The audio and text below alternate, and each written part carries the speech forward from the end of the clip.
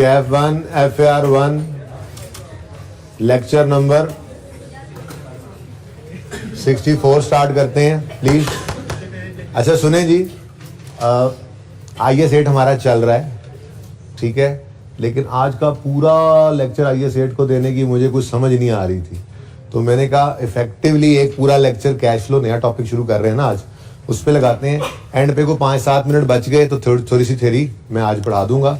फिर क्योंकि बेसिक काम आज हमने कैश फ्लो का कर लेना है, यानी कि काबू कर लेना है सवाल को। अब अगले 10-12 दिन इसी तरतीब पे सवाल होगा जो आज होगा, तो फिर जाहिर सी बात है अगले दिन में पूरा 1.5 घंटा सवाल नहीं करना पड़ेगा हमें, तो 1 घंटा 10 मिनट के अंदर सवाल नॉर्मली हो जाया करेगा, 15 मिनट में को हो जाया करेगा, ठीक है। तो हर अगले 2-3 दिन के अंदर हम 15 से 20 मिनट IS8 को देख के साथ साथ करते रहेंगे, क्योंकि अब वो बोर करने लग गया था हमें वैसे भी। तो आज का पूरा लेक्चर मैं IS8 को नहीं दे रहा, बल्कि आज IS8 को एक तरह से पेंडिंग कर रहा हूँ, ठीक है। रहता क्या है, सिर्फ थ्योरेटिकल कॉन्सेप्ट्स एक बार पढ़ाने हैं आपको और MCQs डिस्कस करने हैं। बाकी टेस्ट में आज IS8 का सवाल है, वो इंशाल्लाह आप कर लेंगे, और जो छोटी मोटी पेंडेंसीज हैं वो करते चले जाएंगे। अगर कोई रह गई तो वो तो पेंडिंग कॉन्सेप्ट वाला सफा है ही आखिर क्लास के लिए, ठीक है, तो उसमें कर लेंगे। बहरहाल आज कैश फ्लो का टॉपिक स्टार्ट करते हैं। आज बहुत सारी बातें आपको नहीं समझा सकूंगा इसमें, क्योंकि आपको पता ही है कोई भी टॉपिक जब शुरू किया जाता है तो पहले ही दिन सारी लॉजिक्स उसमें नहीं बता दी जाती। रिवैल्यूएशन के दिन, पहले दिन जो था रिवैल्यूएशन की इतनी सी बातों का पता लगा था, फिर हर आने वाला दिन चीजें बढ़ती चली गई। तो आज तो बेसिकली मैं आपको सवाल को काबू करना सिखाऊंगा, सवाल को टैकल करना सिखाऊंगा, सवाल के फॉर्मेट के ऊपर ज्यादा जोर होगा कि हमने सवाल को कैसे करना है, फॉर्मेट क्या होगा, ठीक है। आज एक बार ये काबू कर लेंगे। बहुत सी चीजें ऐसे कि मैं कहूंगा यार कर लो, फिलहाल इनको ऐसे ही कर लो, इनकी लॉजिक्स आएंगी। कोई लॉजिक अगले दिन, कल आएगी, कोई परसों, ऐसे हर रोज एक छोटी छोटी लॉजिक कोई ना कोई बीच में जो लॉजिक्स हैं। पर्चा तो पास हो जाता है बगैर लॉजिक के भी, लेकिन बहरहाल आप लोगों को दिमाग के अंदर मसला रहता ही है अगर लॉजिक ना बताई जाए। तो लॉजिक्स भी इंशाल्लाह आएंगी, सारी की सारी आएंगी, लेकिन सारी आज नहीं हो सकेंगी। जितनी बात आज कर दूं वो समझ में आए तो ठीक है, और जिसपे कहूं कि अभी रोक दो इसको, बस ऐसे कर लो जैसे कह रहा हूं, तो आपने कर लेना, ठीक है। सवाल भी मैं देखूंगा, शायद एक आधा सवाल इससे भी आसान होमवर्क में हो, वरना ये तो होमवर्क में होगा ही होगा। तो कैश फ्लो का सवाल शुरू करते हैं, कैश फ्लो का टॉपिक शुरू करते हैं। लेकिन सबसे पहले प्रॉफिट एंड लॉस अकाउंट की अगर बात करें तो जो सेल से शुरू हुआ करता था और चलते चलते हमारा प्रॉफिट तक आता है, तो मुझे बताएं क्या ये प्रॉफिट की फिगर कैश की फिगर होती है? ये जरा मुझे बता दें, जरूरत तो बता के ना, कैश फ्लो बना क्यों रहे हैं। क्या ये प्रॉफिट की फिगर कैश की फिगर होती है? बोले।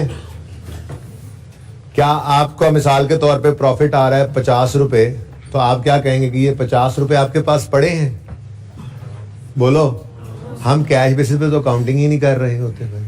बहुत सारी सेल्स एक्रूवल बेसिस पे रिकॉर्डेड होती हैं, उधार sale, debtor debit sale credit. तो सेल के अंदर तो क्रेडिट सेल भी पड़ी है, फिर परचेजेस के अंदर क्रेडिट परचेज भी पड़ी है, फिर एक्सपेंसेस के अंदर बहुत सारे एक्रूवल्स पड़े हैं, पे नहीं किया अभी, एक्सपेंस रिकॉर्ड हुआ पड़ा है। इनकम्स के अंदर बहुत सारी एक्रूवल्स पड़ी हुई हैं, यानी कि अभी रिसीव नहीं की इनकम तो रिसीवेबल भी हो सकती है, इनकम तो रिकॉर्ड हो गई। तो प्रॉफिट एंड लॉस अकाउंट हमारा एक्रूवल बेसिस के ऊपर बनता है। आपने इंट्रो के अंदर पढ़ा था कि 2 बेसिक पिलर्स हैं, एक गोइंग कंसर्न अजम्पशन और दूसरा एक्रूवल बेसिस ऑफ अकाउंटिंग, जिनके ऊपर हमारी फाइनेंशियल स्टेटमेंट्स की बुनियाद पड़ी होती है, जिसके ऊपर हमारी फाइनेंशियल स्टेटमेंट्स खड़ी होती हैं, ये 2 पिलर्स के ऊपर। तो फाइनेंशियल स्टेटमेंट्स में मतलब प्रॉफिट एंड लॉस अकाउंट जो है वो हमारा एक्रूवल बेसिस पे बना होता है। तो इसमें बहुत सारी चीजें ऐसी हैं जो कैश रिसीव नहीं हुआ लेकिन इनकम है, एक्सपेंस पे नहीं हुआ अभी लेकिन रिकॉर्डेड है एक्सपेंस के तौर पे। तो प्रॉफिट की फिगर के अंदर तक आते आते बहुत सारी एक्रूड इनकम्स एडेड हैं, बहुत सारे एक्रूड एक्सपेंसेस लेस हुए हुए हैं। तो ये प्रॉफिट की फिगर कैश तो नहीं है। ना ही हम सेल को यूं कह सकते हैं, सेल की फिगर को ये कैश हमें आ गया है, ना ही हम एक्सपेंसेस को कह सकते हैं कि ये कैश चला गया है, क्योंकि सारे के सारे कैश बेसिस पे रिकॉर्डेड ही नहीं होते। ये बात समझ रहे हो? तो फिर यूजर को एक ऐसी स्टेटमेंट की जरूरत पड़ी जिसमें वो ये देख सके कि कितना कैश आया इस पीरियड में, कितना कैश गया, कितना कैश इस वक्त पड़ा है, ठीक है ना। तो कैश की मूवमेंट हमें प्रॉफिट एंड लॉस अकाउंट नहीं बताता। ये बात समझ आती है? और बोलो। तो कैश की मूवमेंट नहीं बनाता तो फिर एक स्टेटमेंट हमें चाहिए जिसका नाम होता है स्टेटमेंट ऑफ कैश फ्लोज। ठीक है, ये भी फाइनेंशियल स्टेटमेंट का सेट है ना, जो जिससे 5 कंपोनेंट्स हैं, उनका एक कंपोनेंट है। 5 कंपोनेंट्स कौन कौन से हैं? Statement of comprehensive income, profit and loss वगैरह, ठीक है, statement of financial position, statement of changes in equity, और फिर आज चौथी चीज पढ़ रहे हैं स्टेटमेंट ऑफ कैश फ्लोज, और 5वीं चीज है notes to the financial statement, जिसके अंदर हमने थोड़े से नोट्स बनाए हैं। फुल फ्लेज फाइनल अकाउंट्स वाले नोट्स जाकर आप बनाएंगे, जो कंपनी की अकाउंटिंग के अंदर आप प्रैक्टिकली भी जाके बना रहे होंगे FAR 2 के अंदर। ठीक है ना, फिलहाल तो आपने कुछ एक नोट हमने बनाए हैं, PPE का नोट बना लिया था, इन्वेस्टमेंट प्रॉपर्टी का नोट बना लिया था, IAS 23 का डिस्क्लोजर देना सीख लिया था, उसके बाद IAS 8 का नोट हमने बनाने सीखे हैं। ठीक है ना, तो ये 5 कंपोनेंट्स होते हैं फाइनेंशियल स्टेटमेंट्स के पूरे सेट में, जिसमें एक क्या है? Statement of cash flows. ठीक है, अच्छा, अब ये स्टेटमेंट ऑफ कैश फ्लोज है ना जी, इसके अंदर 3 सेक्शंस हैं। ठीक है, यानी कि पूरे बिजनेस को अकाउंटेंट्स ने 3 ब्रॉड कैटेगरीज में बांट दिया। अकाउंटेंट्स ये कहते हैं कि बिजनेस में या तो पैसा कहीं से अरेंज किया जाता है, फाइनेंस किया जाता है। क्या मतलब? फाइनेंस अरेंज करने के 2 ही रास्ते हैं जी, देखा जाए तो ब्रॉडली 2 ही रास्ते हैं। एक, आप ओनर से कहें घर से पैसा ले आए, दूसरा आप किसी से जाके उधार मांग लें, बैंक से लोन ले लें। तो फाइनेंस बिजनेस को करना मतलब बिजनेस को चलाने के लिए जो पैसा रिक्वायर्ड है उसको कहां से फाइनेंस कर सकता है बिजनेस? या तो ओनर से कैपिटल मांग सकता है या बैंकों से लोन मांग सकता है। तो एक एक्टिविटी जो बिजनेस के अंदर हुआ करती है वो क्या होती है जी? Financing activity. क्या होती है जी? फाइनेंसिंग एक्टिविटी का मतलब क्या है जी? कि आपने बिजनेस को जो फाइनेंस किया वो कहां से किया हो। तो मैंने कहा मेनली 2 ही चीजें होती हैं, ओनर घर से पैसा ले आए, शेयर कैपिटल, शेयर प्रीमियम भी उसी को ही कहते हैं। शेयर कैपिटल, शेयर प्रीमियम क्या है? और 10 वाला शेयर 15 में बेचा था ना, तो शेयर कैपिटल में 10 पड़ा होता है, 5 शेयर प्रीमियम पड़ा होता है, घर से ही लाया सारा का सारा, 15 यूजर ही लाए हैं ये। ठीक है ना, सही है। बात और तरफ निकल रही है, वो सवाल के अंदर देख लेंगे, फिलहाल तो बड़ा बेसिक सा सवाल होना है। तो फाइनेंसिंग एक्टिविटी क्या है? बिजनेस को चलने के लिए जो कैश चाहिए था वो कहां से अरेंज होता है? ओनर घर से लाते हैं, बैंकों से लोन ले लिया जाता है, ओनर्स को डिविडेंड पे किया जाता है, बैंकों को इंटरेस्ट पे किया जाता है। तो एक फाइनेंसिंग एक्टिविटी भी होती है जो बिजनेस कर रहा होता है। फाइनेंस कर रहा है बिजनेस अपने आप को चलाने के लिए कहां से। तो जो फाइनेंसिंग एक्टिविटीज होंगी वो इस सेक्शन के अंदर लिख देंगे। कोई कैपिटल आ रहा है, कोई लोन आ रहा है, लोन रीपे हो रहा है, फाइनेंसिंग एक्टिविटी। ठीक है, अच्छा, फिर ये जो पैसा आता है, जो पैसा बिजनेस ने मतलब कहीं से इकट्ठा किया, ओनर से इकट्ठा किया, बैंकों से इकट्ठा किया, अब ये cash debit, capital credit, cash debit, loan credit, cash इकट्ठा हो गया, बिजनेस के पास कैश दराज में भर गया। अब बिजनेस ने इस कैश को इस्तेमाल करना है, इन्वेस्टिंग एक्टिविटीज करेगा, इन्वेस्ट करेगा इन पैसों को, इन्वेस्टमेंट करेगा। इन्वेस्टमेंट्स नहीं होती, क्या मतलब? फिक्स एसेट खरीदेगा बिजनेस, प्लांट खरीदा, बिल्डिंग खरीदी, पहले लैंड खरीदा, फिर बिल्डिंग बनाई, फिर प्लांट लगाया और चालू कर दिया। तो जो पैसे आए थे उन्हें क्या किया? इन्वेस्ट किया।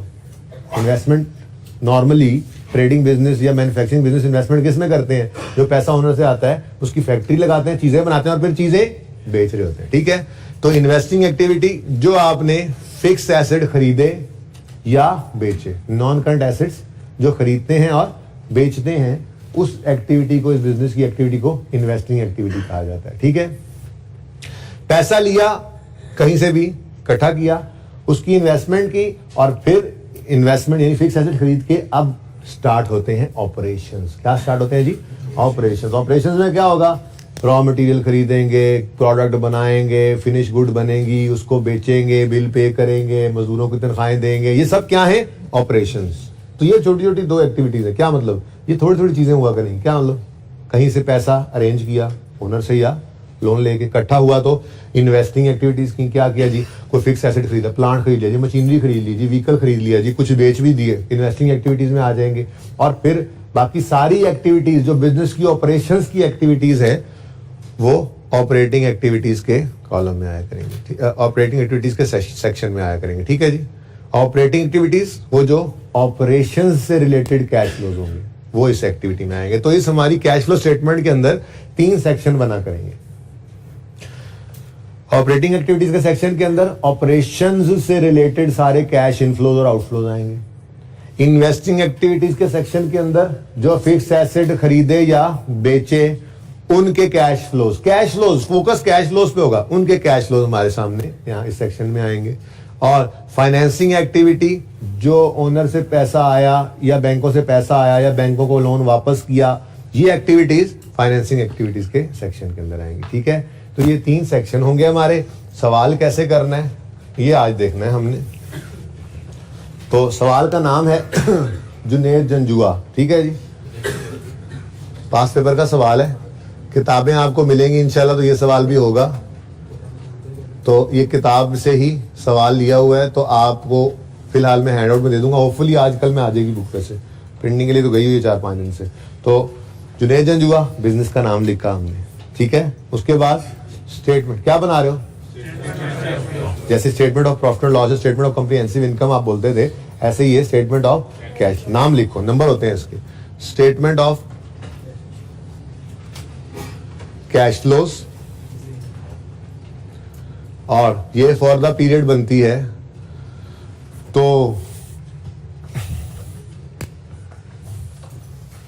पढ़ते हैं रिक्वायरमेंट क्या थी। मैंने तो ऐसे डायरेक्ट शुरू कर दिया काम।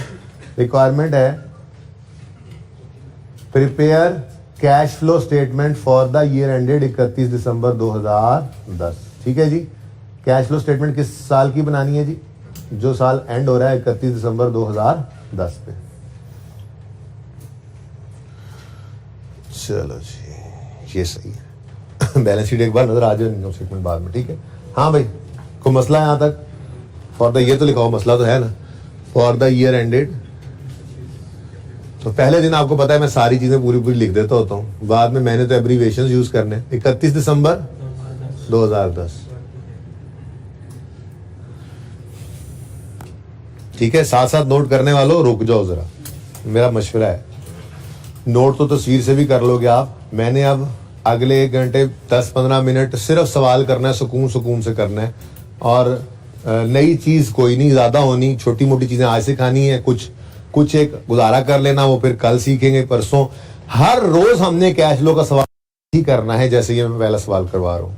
तो ये काम एक बार नहीं करना, ये हमने हर बार ही ऐसे करना है। तो ये हर रोज ही ये काम रिपीट होगा। जो पहले दिन कर रहे हैं वो तो लाजमी रिपीट होता रहता है। ठीक है, अच्छा, मैंने कहा जी 3 एक्टिविटीज होंगी। एक सेक्शन होगा इन्वेस्टिंग एक्टिविटीज का,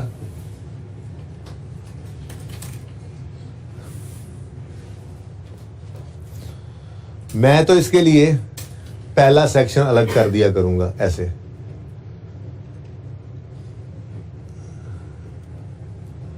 आप पूरा सफा फिलहाल छोड़ दें तो भी अच्छी बात है, ना छोड़ें तो कम से कम 15-20 लाइनें छोड़ देनी है आपने इस एक्टिविटी के लिए। ठीक है, अगली हेडिंग बनेगी इन्वेस्टिंग एक्ट। ओहो, ये ऑपरेटिंग था। सबसे पहले ऑपरेशंस, यहाँ पे सबसे ज्यादा काम इसी में हुआ करेगा। Operating activity. ठीक है, तो सबसे ज्यादा जगह इसी के लिए छोड़ा करेंगे। फिर इन्वेस्टिंग एक्टिविटीज आया करेंगी। मेरा फेवरेट टॉपिक है ये वैसे, यानी कि ये बहुत आसान लगता है मुझे। FAR 1 में कुछ मुश्किल लगा है अभी तक? वैसे है ही नहीं कुछ मुश्किल यार। वैसे यार आप लोग बस खुद रोज पढ़ लें, ये मुश्किल है। होमवर्क रोज का काम रोज करें, मुश्किल है। हर हफ्ते टेस्ट दें और मेहनत करके तैयारी करके और पास होने की नीयत से जितने टाइम का उतने टाइम के ऊपर जोर लगा के वो टेस्ट दें और पास करें, ये मुश्किल है। मुश्किल ये बातें होती हैं, छुट्टी ना करना, रेगुलर रहना, रोज आना क्लास में, ये मुश्किल है। ठीक है ना, मुश्किल काम ये है। अकाउंटिंग मुश्किल नहीं है, मुश्किल है सेल्फ डिसिप्लिन। बना लो जितनी जल्दी अपने आप को डिसिप्लिन, फायदा हो जाएगा। इन्वेस्टिंग एक्टिविटी है, आप इसके लिए 4-5 लाइनें छोड़ देंगे। चले मैं यूं लिख देता हूं, 6 लाइनें इसके लिए छोड़ देना। ठीक है, उसके बाद क्या है जी आखिर में? तीसरी एक्टिविटी है फाइनेंसिंग एक्टिविटी होती है। तो ये 3 एक्टिविटीज हो सकती हैं। तो आप दूसरा सफा इसके लिए छोड़ दिया करेंगे सवाल पर्चे में। ठीक है ना, पहला सफा हेडिंग बनाई, क्या चीज की हेडिंग बनाओगे? ऑपरेटिंग एक्टिविटी की हेडिंग बनाओगे और पहला सफा खाली। ठीक है, फिर फाइनेंसिंग इन्वेस्टिंग एक्टिविटी की हेडिंग बनाओगे, 7-8 लाइनें इसके लिए खाली, फिर फाइनेंसिंग एक्टिविटी की हेडिंग बनाओगे और बाकी सफा खाली। अभी 2-3 चीजें इसके अंदर और ऐड कर लेंगे एंड पे आके, ठीक है जी, ठीक है। अच्छा उसके बाद अच्छा एक सफा ना उसूलों के लिए रख लो, उस पर छोटे मोटे उसूल लिखा दूंगा मैं, जरा काम देंगे आपको फिलहाल पर्चे के अंदर, ठीक है ना। तो एक सफे पे सिर्फ आपने उसूल लिख लेना, उस पर फिर और कुछ नहीं लिखना, एक सफा काफी होगा, सारी कैश लो के छोटे मोटे उसूल उसके ऊपर आ जाएंगे इंशाल्लाह। फिर मैं देख लूंगा कोई एक हैंड रिटन सफा दे भी दूंगा आपको हाथ से लिख के, कोई जरूरत पड़ी तो। अच्छा उसके बाद हमारी पेट वर्किंग जो हुआ करेगी सबसे पहली वाली, वो हुआ करेगी कैश एंड कैश इक्विवेलेंट की। ये सारी बातें आपको पता नहीं अजीब लग रही होंगी, लेकिन ये गरीब भी लग रही होंगी आपको, मुझे पता है, अजीब वाओ गरीब, लेकिन ये आने वाले दिनों में आपको आदत पड़ जाएगी। ख्वाब से भी आपको उठा के तो गहरी नींद से उठा के कहेगा हाँ जी आपको तो कैश एंड हाँ ये 1 2 3 4 ये चीजें आती हैं इसमें, ठीक है ना। अभी तो पहला दिन है आज, ठीक है। अच्छा कैश एंड कैश इक्विवेलेंट का मतलब होता है कैश और कैश से मिलती जुलती चीजें, ठीक है। इसके अंदर कैश इन हैंड भी आता है, ये कैश ही होता है, कैश एट बैंक भी आता है, ये भी कैश ही होता है, ये बताते खुद कैश है, ठीक है। और फिर इससे मिलती जुलती चीज क्या है, शॉर्ट टर्म इन्वेस्टमेंट्स अगर हो तो, क्या चीज जी, शॉर्ट टर्म इन्वेस्टमेंट्स। क्या मतलब, प्राइस बॉन्ड पड़े, जब जरूरत पड़नी है जाके तोड़वाने, तोड़वा के पैसे आ जाने, तो समझो कैश ही है ना, ठीक है। ये 3 चीजें पॉजिटिव कैश पड़ा होता है। असल में ना हम यहाँ पे ये बता रहे होते हैं कि एकदम से कितना कैश हमारे पास अवेलेबल हो सकता है या हमें देना पड़ सकता है, ये भी बता रहे होते हैं। यानी यहीं पर ये पॉजिटिव अगर है ना, तो यहीं पर इसी वर्किंग के अंदर शॉर्ट टर्म लोन बैंक से अगर लिया हुआ है तो वो माइनस साइन के साथ शो करते हैं, और इसी के अंदर बैंक ओवरड्राफ्ट क्या होता है, शॉर्ट टर्म लोन ही होता है।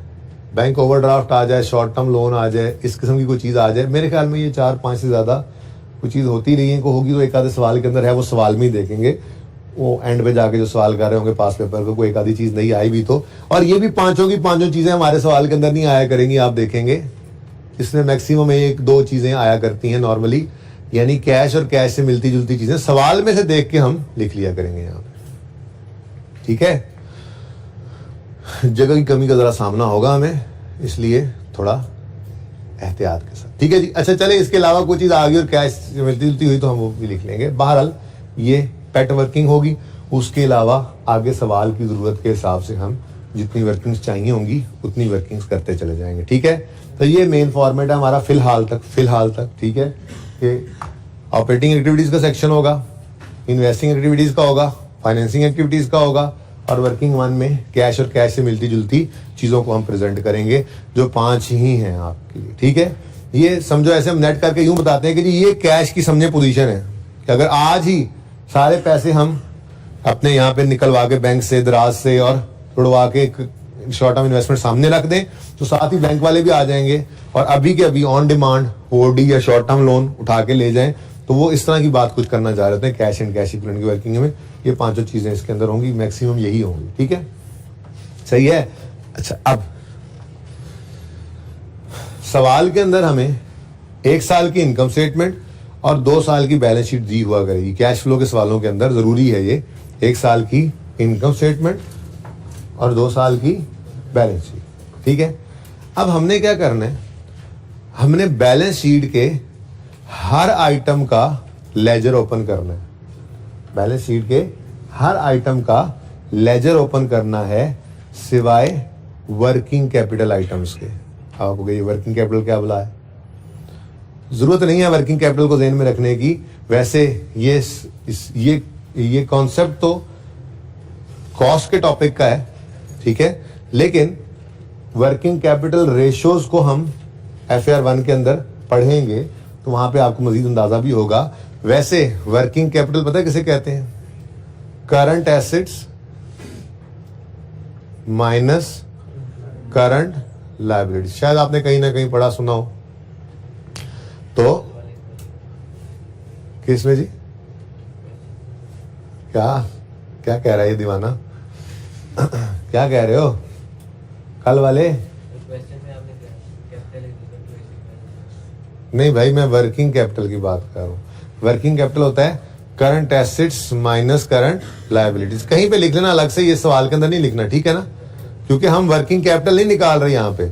वर्किंग कैपिटल तो निकालेंगे आप बीएफडी के अंदर जाके, वर्किंग कैपिटल मैनेजमेंट, एमएफए के अंदर अब तो होगा वर्किंग कैपिटल मैनेजमेंट, तो वर्किंग कैपिटल आप वहां निकालेंगे, फॉर्मूला यही होगा, current assets minus current liabilities. मैं तो बात कर रहा हूं इस वक्त वर्किंग कैपिटल आइटम्स की। मैंने लफ्ज इस्तेमाल किया था ना वर्किंग कैपिटल आइटम्स, तो उसका मतलब होगा करंट एसेट्स और करंट लायबिलिटीज, करंट एसेट्स और करंट लायबिलिटीज।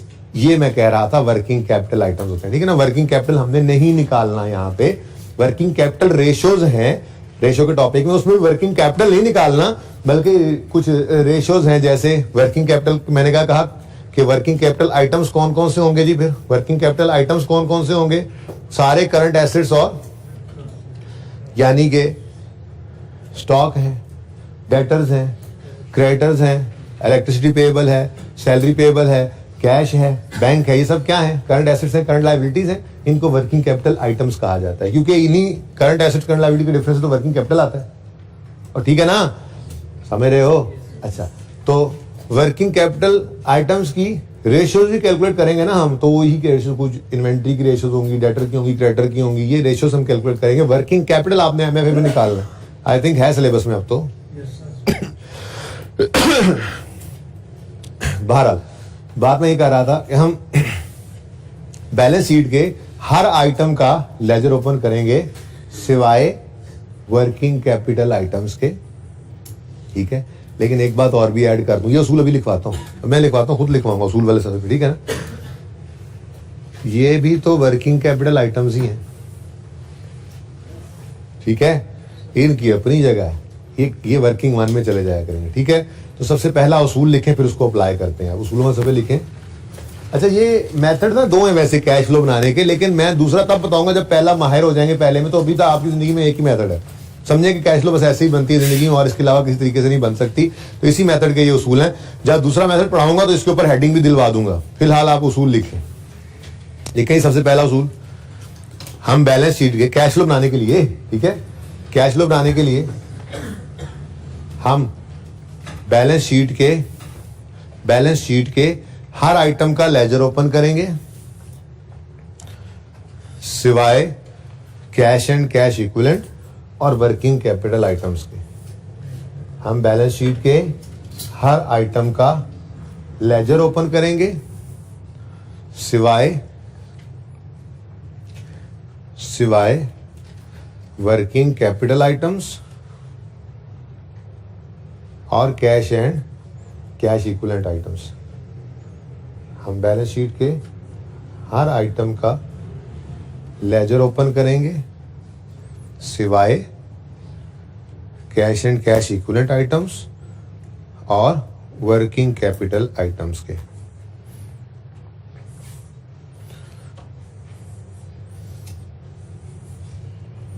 लिख लिया सबने?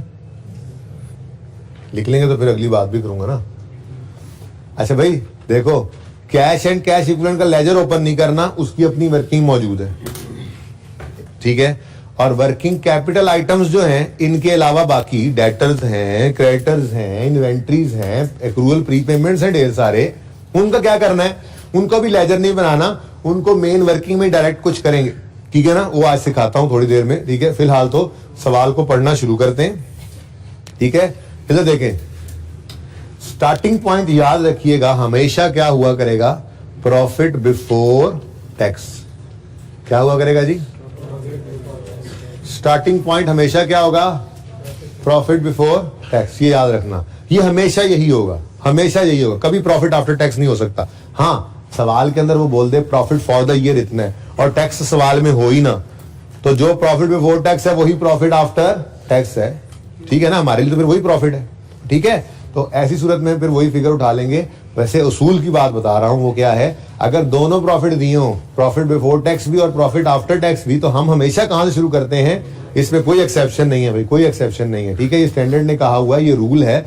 ये वाले मेथड से जो हम कैश फ्लो बना रहे हैं, इसका स्टार्टिंग पॉइंट हमेशा क्या हुआ करेगा, प्रॉफिट बिफोर टैक्स। इसको जगा दो यार, नया टॉपिक यार, तुम सो रहे हो आज, बताना भूल गया, वैसे मैं नहा धो के आते हैं, नए कपड़े पहन के आते ईद वाले, नया टॉपिक। अच्छा जी सुने सुने, इसके बाद ना जी इधर देखें, इसके बाद कुछ एडजस्टमेंट्स होंगी। वो एडजस्टमेंट्स किस चीज की हैं वो मैं बताऊंगा जब बारी आएगी उनकी, ठीक है ना। लेकिन मैं वैसे बता रहा हूं, 3-4 लाइनें इसके लिए हमने खाली छोड़ दी। और यहां पे मैं वर्किंग कैपिटल आइटम्स की चेंजेस को लिया करूंगा। Adjustments for working capital items changes, ठीक है। मेरी अपनी अंग्रेजी है, पता नहीं क्या होगा स्टैंडर्ड के अंदर लिखा हुआ, मैंने आसान सी बात लिख दी भाई। जैसे पहले अर्ज किया, पहला दिन है, परेशान ना होना। हमने इस टॉपिक को 11-12 दिन लगाने हैं, मतलब 10 दिन मैंने प्लान किए हैं, लेकिन मैं आपको 2 दिन ऐड आपकी तरफ से कर देता हूं। अब 10-11 दिन जिस टॉपिक पे लगने हो, पहले दिन तो उसकी बेस ही होती है। लेकिन अच्छी खबर यह है कि ये कोई ऐसा टॉपिक नहीं है जिसके अंदर पहला सवाल किसी और तरह हो, दूसरा किसी और तरह।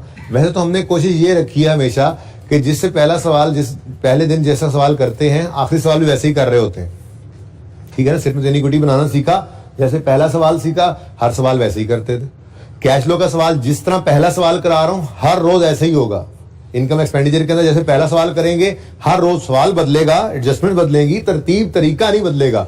पर्चे में कोई बच्चा ये नहीं कह सकेगा कि हमें तो समझ ही नहीं आती कैश फ्लो का सवाल आगे शुरू कहां से करें। लेकिन आज थोड़ा सा मुश्किल लग रहा है आपको चीजों को डाइजेस्ट करना, पर परेशान इसलिए मैं कह रहा हूं ना हो कि ये आज नहीं करना, ये कल भी करना है, परसों भी करना है, ये अगले 10 दिन तक हमने इसी तरह से कैश फ्लो रोज बनानी है। इसलिए बहुत सारी बातें ऐसी हैं बेटा जो आज आपको हजम नहीं होंगी। लेकिन आज मेरा टारगेट सिर्फ इतना है कि मैं किसी भी तरह से सवाल को पूरा कर दूं, एक सवाल सिर्फ आपके सामने पूरा हो जाए, बस उसी तरह से आप भी जाके पूरा कर देना। जो समझ आ रही है समझ के पूरा कर लेना, जो नहीं समझ आ रही है देख के पूरा कर लेना। कल से इंशाल्लाह फिर चीजें अनफोल्ड होती जाएंगी रोजाना की बेसिस पे, ठीक है।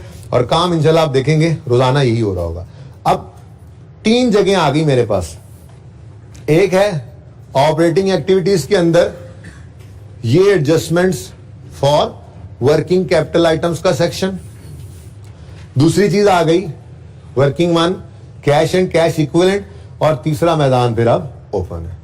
तो उसूल नंबर 1 समझ आ गया, उसूल 1 फिर समझ आ गया कि 3 ही तरह की चीजें हो सकती हैं ना, 3 ही तरह की चीजें हो सकती हैं जी बैलेंस शीट में। या वो करंट एसेट्स करंट लायबिलिटीज होंगे other than cash and cash equivalent, या फिर वो कैश एंड कैश इक्विवेलेंट होंगे, और जितने इसके अलावा बचेंगे उन सब के हमने लेजर्स में। तो उसूल मैंने क्या लिखवाया आपको कि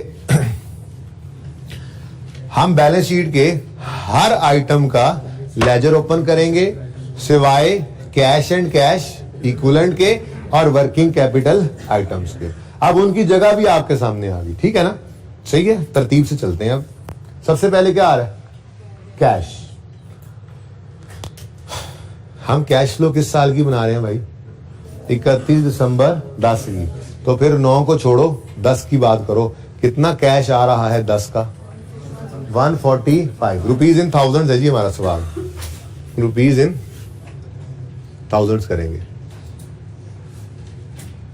लो भाई एक बार टॉप पे लिख लेते हैं रुपीज इन थाउजेंड्स रिक्वायरमेंट पे, बाकी वर्किंग्स में फिर कौन ही लिखेंगे हम, क्योंकि वर्किंग्स में से फिगर निकल के इधर ही आती है ना, और यहां पे लिखा होता है ऊपर रुपीज इन थाउजेंड्स, ठीक है, सही है। अच्छा अब देखो बैलेंस शीट सामने है और आपके सामने ऐसे 3 सेक्शंस ओपन है।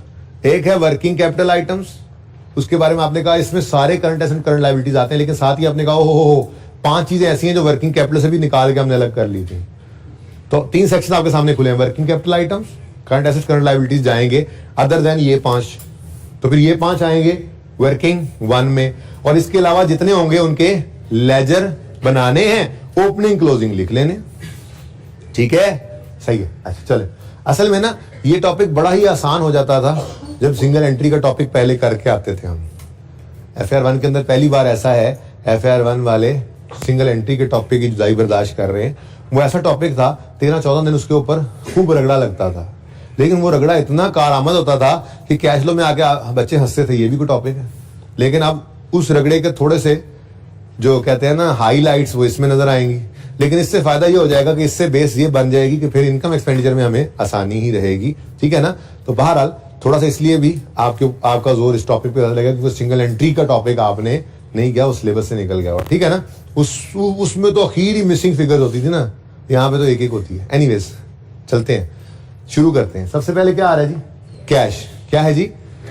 अच्छा, अब क्लोजिंग भी गिवन है और ओपनिंग भी गिवन है। जिस तरतीब से सवाल में गिवन है मैंने वही तरतीब यहां लिख ली ताकि गलती के चांसेस ना रहे, ठीक है ना?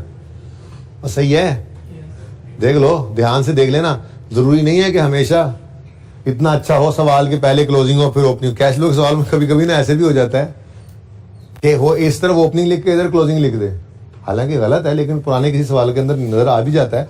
पर्चे में ऐसा कभी कर दे तो ये ना हो हर ओपनिंग क्लोजिंग बना खड़ा हो, हर क्लोजिंग हो, तो ध्यान से एक बार देख लेना है, ठीक है ना? तो ये हमारे पास क्या है जी? क्लोजिंग है और ये ओपनिंग है, ठीक है? अच्छा तो कैश ओपनिंग कितना है? 32 और क्लोजिंग 32 और 145, ठीक है जी? बस फिगर उठा के लिख रहे हैं, कुछ नया काम नहीं करना। और जब मैं ये सब कुछ लिख लूंगा ना, साथ साथ नोट ना करें, तब मैं फिर रुकूंगा 2 3 4 मिनट और आपने ये सारा सवाल यहां से जैसे देख के मैंने पोस्ट किया ना वैसे पोस्ट करना। इसलिए साथ साथ ना पोस्ट करें, साथ साथ सिर्फ देखें ध्यान से, ठीक है? नेक्स्ट तसल्ली से। सवाल ये पूरा नहीं ना होगा, पूरा नहीं होगा, जहां पे रुक गया रोक देंगे, तेजी नहीं करनी मैंने, ठीक है? कल फिर नए सिरे से शुरू कर देंगे। मैं पहला सवाल 2 दिन में करा दूंगा, मुझे कोई मसला नहीं है, ठीक है ना? लेकिन ये सवाल संभालना है, इसलिए जरा ध्यान से देखते रहें। पहला दिन, ओके? नेक्स्ट क्या है जी? Account receivable, debtors. डेटर्स आसानी के लिए डेटर्स कह दूं इसको, जरा आप लोगों को डेटर्स इजी लगता है ना, डेटर्स। अच्छा, अब डेटर्स क्या वर्किंग वन में नजर आ रहे हैं? क्या ये करंट एसेट करंट लायबिलिटी में से कोई चीज है? Yes, this is the current asset, this is the current asset. ये तो वर्किंग कैपिटल आइटम है, तो इसने तो फिर इधर आना है। अब करना क्या है इसका ये मैंने अभी नहीं बताया, बस लिख लो, फिलहाल लिख लो। अभी इनकी बात ना एंड पे करेंगे, वरना ये अभी कर दूं ना तो उलझने लग जाओगे। फिलहाल सिर्फ डाटा लिखना है हमने, ठीक है ना? तो डेटर पेंडिंग कर दिया मैंने, डेटर पेंडिंग कर दिया, लिख लेंगे यहाँ पे आप, ताकि पता हो कि यहाँ पे इसने आना है, जो भी उसका होना है यहाँ पे होना है, ठीक है ना? इसके एक जुगाड़ बनाएंगे। लॉजिक तो चौथे 5वें लेक्चर में जाके दूंगा इसकी, जो काम यहां करना है। फिलहाल सिर्फ वो जुगाड़ बताऊंगा जो एरर फ्री तरीका है। पर्चे में मुफ्त के नंबर मिलेंगे, गलती कभी नहीं हो सकती उससे, वो पक्का हो जाएगा 3-4 दिन में, पर्चा पास होना पक्का हो जाएगा। लॉजिक फिर बता दूंगा इंशाल्लाह, ठीक है ना? सिर्फ इस सेक्शन की लॉजिक बहुत डिले चली जाएगी, बाकी सारी तो 1 बाय 1 आपको डे बाय डे मिल ही रही होंगी, ठीक है? ओके, हाँ, 4-5 दिन बाद इधर जो करना है उसकी लॉजिक बाद में। बहरहाल फिलहाल तो यहाँ पे कुछ कर भी नहीं रहे, तरतीब से चल रहा हूं मैं। सबसे पहले कैश मिला, कैश इन कैश इक्विवेलेंट में लिया, उसूल ज़हन के अंदर है। हर चीज का लेजर बनाना है सिवाय इन 5 के और करंट, बाकी करंट एसेट करंट लायबिलिटीज के। बाकी current asset current liabilities working capital items की चेंजेस में आ जाएंगे इस सेक्शन में डायरेक्ट। फिर 5 चीजें कैश इन कैश इक्विवेलेंट में है। इसके अलावा जो भी बैलेंस शीट में नजर आए उसका आपने लेजर ओपन करना, ठीक है? तो डेटर्स नजर आए, डेटर्स ले गए, करना क्या है बाद में बताता हूं। नेक्स्ट, लॉन्ग टर्म इन्वेस्टमेंट, ये पढ़िए, लेजर बनाए, फिर बनाए नहीं, रुके। आप लोगों ने साथ साथ नहीं नोट करना प्लीज, वरना फायदा नहीं होगा बेटा। आप सिर्फ देखें एक बार, मैं रुकूंगा, फिर आपने बगैर इधर देखे सवाल को कोशिश, हाँ फॉर्मेट बना लेना आपने पहले देख के, कोई मसला नहीं, आज पहला दिन है। और अभी इसमें कुछ चीजें ऐसी हैं फॉर्मेट के अंदर जो पेट हुआ करेंगी, तो कल से ऑनवर्ड ऐसा होगा कि सवाल शुरू करते ही वो पेट फॉर्मेट बना लिया करेंगे, ठीक है? और वो मिनट 1.5 मिनट में बनाना टारगेट होगा हमारा, उसके बाद सवाल शुरू कर देंगे, ठीक है? तो भाई क्या है जी? Long term, long term working है भाई, आप एब्रीविएशन यूज कर सकते हैं। बहरहाल लॉन्ग टर्म इन्वेस्टमेंट, ओपनिंग कितना है? 170 और क्लोजिंग कितना है? 220। बस ये ओपनिंग क्लोजिंग लिखते हैं, जो ओपनिंग पिछले साल का क्लोजिंग इस साल का ओपनिंग बना होगा ना, और इस साल का क्लोजिंग भी सवाल हमें बता रहे हैं कितना है? 220, ठीक है? ठीक है जी, ओके। उसके बाद आगे बढ़ो, नेक्स्ट क्या है? इन्वेंट्री। क्या ये वर्किंग कैपिटल आइटम है? है तो सही, कौन सा वाला? इन 5 में से, तो फिर कहां जाएगा? तो यहां लिख लो, इन्वेंट्री करना क्या है ये तो अभी नहीं बता रहा, ये अब 10-15 मिनट बाद बताऊंगा, 10 मिनट बाद, जब आप ये बाकी नोट कर लेंगे, ठीक है ना? तो ये टिक होने से भी अभी रहे हुए हैं, इन्वेंट्री भी, ठीक है? ये स्टार अभी रहता है, ये अभी रहता है। नेक्स्ट क्या है जी? प्रीपेड इंश्योरेंस यानी प्री पेमेंट। प्रीपेड इंश्योरेंस है, करंट एसेट है? करंट एसेट है? नहीं है करंट एसेट? करंट एसेट नहीं है तो फिर की है? तो प्रीपेड एक्सपेंस आज पे कर दिया है, अभी यूज अप नहीं की सर्विस, तो वो एसेट ही है। हाँ भाई, करंट एसेट है? प्री पेमेंट सवाल खामोश हो तो नॉर्मल असम्पशन करंट एसेट ही होता है। जैसे पेएबल पड़ा हो तो नॉर्मल असम्पशन क्या होती है? वो करंट एक्रूअल प्री पेमेंट्स, ठीक है। तो प्री पेमेंट है, करंट एसेट है। करंट एसेट है तो लेजर नहीं बनाना, ठीक है। लेकिन इन 5 में भी नहीं आ रहा तो कहां चला जाएगा? Prepaid insurance.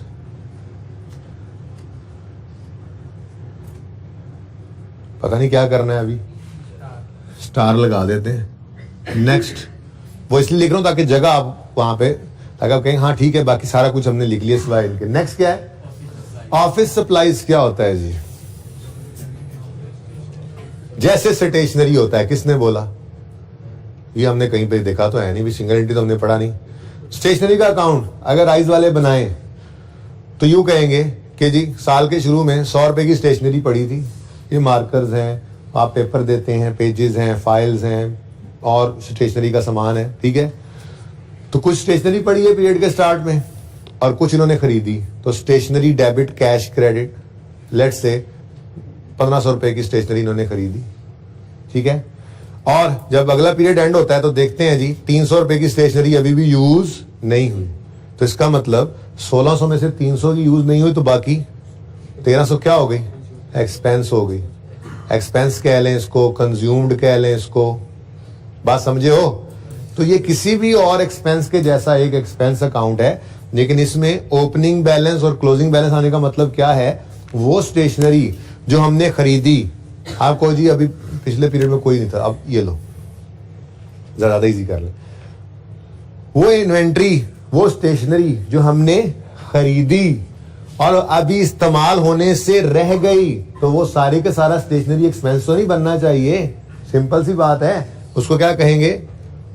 इसको स्टॉक कहेंगे। ये करंट एसेट है तो हमारे पास फिर 1200 रुपए का एक्सपेंस आ जाएगा। हम कहेंगे जी प्रॉफिट एंड लॉस में जाना होता है 1200, कहेंगे जी 1200 एक्सपेंस आउट हो गया और क्लोजिंग में ये स्टॉक हमारे पास पड़ा है, ठीक है। तो इंट्रो की रिवीजन है। इंट्रो में स्टेशनरी एक्सपेंस बचपन में पहले पढ़ते थे, सिर्फ एक्सपेंस है। फिर आगे जाके आपको एक्रूअल प्रीपेमेंट कोड ऑप्शन बताया जाता था कि जो अनयूज्ड स्टेशनरी हो वो ऐसे स्टॉक बन जाती है। ये किसी भी और एक्सपेंस जैसा अकाउंट है। जैसे इलेक्ट्रिसिटी एक्सपेंस होता था, रेंट आती थी या पेएबल आता था, रेंट एक्सपेंस होता था, प्री पेमेंट आती थी या पेएबल आता था। फिर payment of expense debit cash credit होता था। क्लोजिंग में पेएबल आता था या प्रीपेड आता था और balancing figure profit and loss में जाती थी। तो बिल्कुल वैसा ही एक अकाउंट है ये भी, और ठीक है। अच्छा, एनीवेज लेजर बनाना नहीं है, क्यों? क्योंकि हमने ये उसूल तय कर लिया है कि बैलेंस शीट के हर आइटम का लेजर बनाएंगे सिवाय वर्किंग कैपिटल आइटम्स के और cash and cash equivalent items के। तो ये भाई करंट एसेट है। स्टेशनरी क्या है? स्टेशनरी का स्टॉक करंट एसेट है। तो करंट एसेट्स, करंट लायबिलिटीज, ये तो वर्किंग कैपिटल आइटम्स हैं और इन 5 में नहीं है तो इसको भी यहां पे आना चाहिए। तो क्या था? अच्छा, ये ऑफिस सप्लाईज थी, सॉरी। ऑफिस सप्लाईज को स्टेशनरी कहते हैं भाई, ठीक है। चलो ऑफिस सप्लाईज ही लिखते हैं, माजरत जी, पता नहीं अब इनका करना क्या है। चलो जान छूटी बहरहाल इनसे। अब नेक्स्ट क्या है जी? लैंड। लैंड क्या वर्किंग कैपिटल आइटम है? करंट एसेट है? करंट लायबिलिटी है? वर्किंग कैपिटल आइटम तो नहीं है। क्या कैश एंड कैश इक्विवेलेंट है? नहीं। तो फिर क्या है? लेजर वाला आइटम है। तरतीब समझ रहे हो? मैं बहुत स्लो चल रहा हूं यार, इससे स्लो हो नहीं सकता। अब इससे मैं क्या स्लो करूंगा?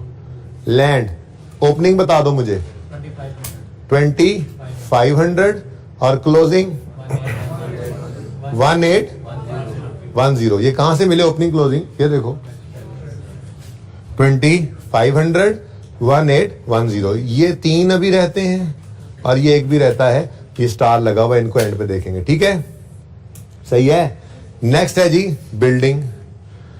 बिल्डिंग के बारे में बताओ, क्या ये वर्किंग कैपिटल आइटम है? ना तो ये करंट एसेट है ना करंट लायबिलिटी। क्या ये कैश एंड कैश इक्विवेलेंट है? नहीं। तो फिर लेजर बनाएंगे, तो बिल्डिंग का लेजर नंबर 4 यहां बना लेते हैं।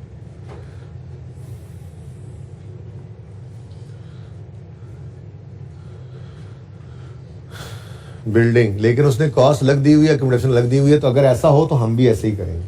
अगर सवाल में अलग अलग दे कॉस्ट अकोमोडेशन तो हम भी कॉस्ट अक्यूमुलेटेड डेप्शन अलग अलग रखेंगे। सवाल में एसेट की बुक वैल्यू दे दो, हम भी बुक वैल्यू पे बना देंगे। ठीक है, तो बिल्डिंग की कॉस्ट, ओपनिंग बताएं जी 2300, क्लोजिंग बता दें 2800, और साथ ही इसकी रिलेटेड अक्यूमुलेटेड डेप्रिसिएशन का अकाउंट बना दो। एक्यूमुलेटेड डेप्रिसिएशन वर्किंग नंबर 5, क्योंकि ये भी ना वर्किंग कैपिटल है ना कैश एंड कैश इक्विवेलेंट है, तो बैलेंस शीट के बाकी सारे आइटम्स के तो लेजर ही बनते हैं। लेकिन एक्यूमुलेटेड डेप्शन है, नेचर इसकी क्रेडिट है, कॉन्ट्रा एसेट है, जरा बैलेंस ऑपोजिट साइड पे आने। ठीक है, तो एक्यूमुलेटेड डेप्शन 720 ओपनिंग और 890 क्लोजिंग। सब बच्चे सिर्फ देख रहे हैं कि ये बैलेंसेस कहाँ कहाँ से आ रहे हैं, और फिर इंशाल्लाह अभी जब 2 मिनट मैं दूंगा उस वक्त सब बच्चे बगैर बोर्ड पे देखें, मुझे पता है सवाल को देखते हुए ही कर देंगे ये सारा काम। नेक्स्ट, ये हो गया टिक, ये भी हो गया टिक, ये भी हो चुका टिक, ये भी हो चुका टिक, ये भी हो चुका टिक।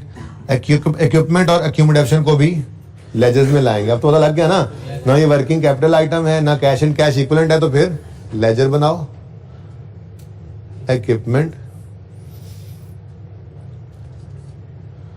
वर्किंग है ना, वर्किंग्स, बस कोई नीचे टोटल के लगाने की जरूरत नहीं है, बस ठीक है वर्किंग है हमारी, जैसे मर्जी करें लेजर में, काम होना चाहिए बस जी। Opening 1150, closing 1200। नंबर 7, इस इक्विपमेंट की एक्यूमुलेटेड डेप्रिसिएशन के बारे में बताओ। ये इक्विपमेंट की है, जैसे ये बिल्डिंग की थी। ओहो, लैंड की डेप्रिसिएशन ही उन्होंने दी। अच्छा जी, एक्यूमुलेशन ऑफ इक्विपमेंट 350 और ओपनिंग है, और 380 क्लोजिंग। 350 ओपनिंग और 380 क्लोजिंग। ये ना वैसे एकदम से मेरा फैसला हुआ है अभी थोड़ी देर क्लास में आने से पहले तक तो नहीं सोच रहा था कि आइए सेट ही करेंगे।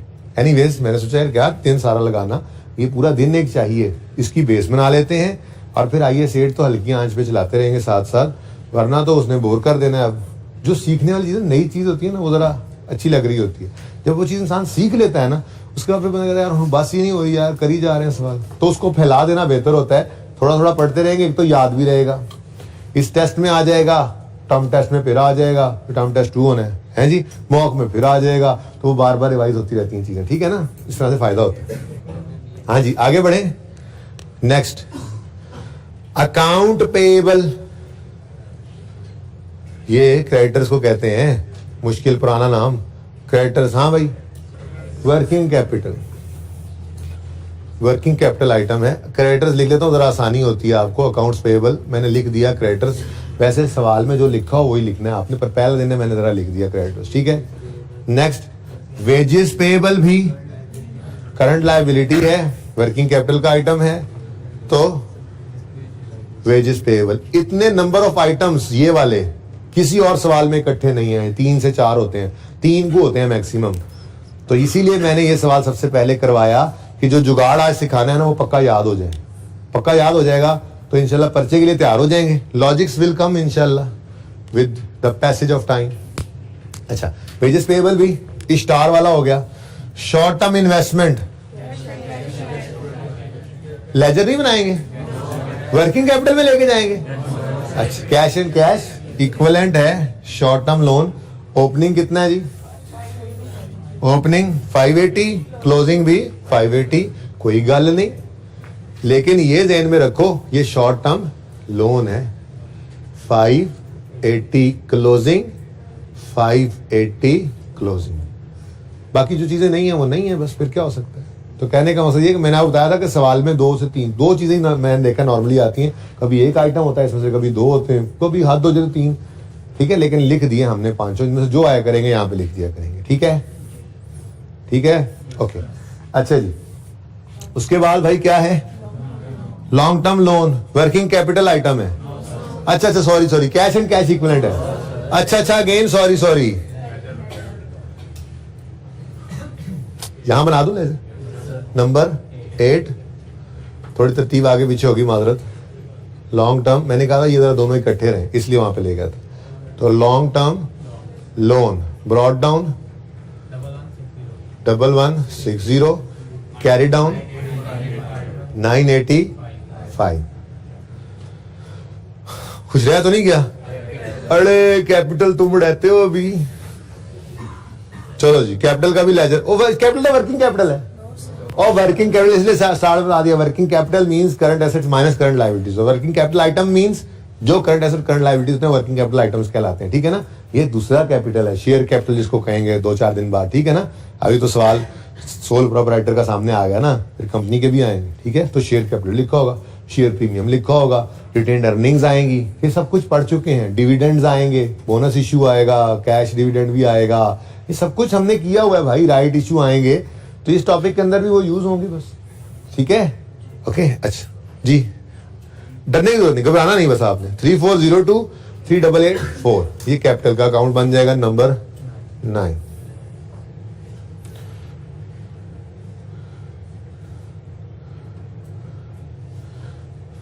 ओके जी, कैपिटल फिर भी जगह नहीं बन रही है लिखने में।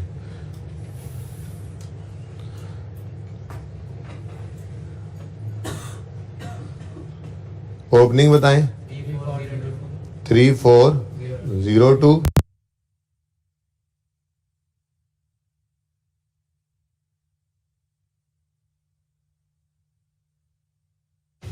जी। तो मैं कह रहा था बीच में आमिर भाई ने पॉज करा दिया, बताऊं आपको। अच्छा जी, मैं कह रहा था कि बैलेंस शीट के सारे आइटम्स पोस्ट हो गए हैं, तो इतना काम, हाँ ठीक है मैंने माना इसमें ये जरा स्टार वाली चेक फिगर्स हैं, ये अभी रहती हैं, इनका क्या करना है बता दूंगा। इतना काम आप लोग भी कर लें। आमिर भाई कैमरा इधर रखना है, उधर नहीं रखना। और आप लोगों ने, क्योंकि आपका ऑप्शन है उधर देखने का भी, आप लोगों ने शक्लें इधर रखनी है। मैं उधर देखते हुए किसी को ना पाऊं और ना पकड़ूं। 2 मिनट में कर लें ये काम, ये 2 मिनट का ही काम है जी बेटा।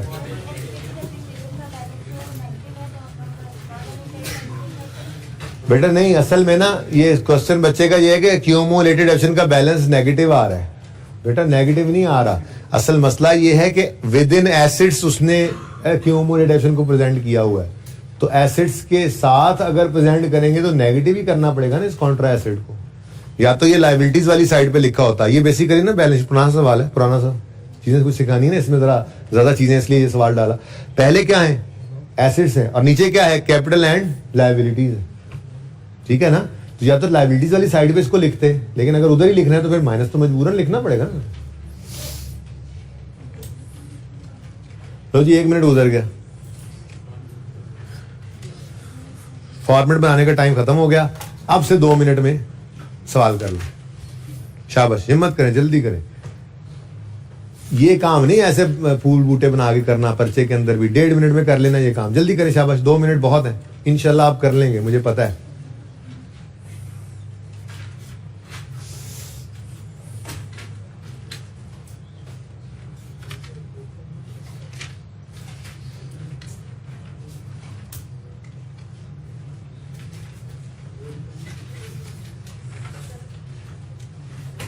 जी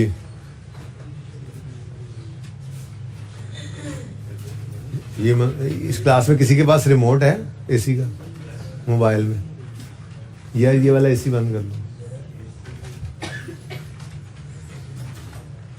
अच्छा क्लास में तो बच्चे, हमारी क्लास में ही नहीं, वैसे हम खुद ही एक दूसरे के कोऑपरेशन के साथ चलते हैं।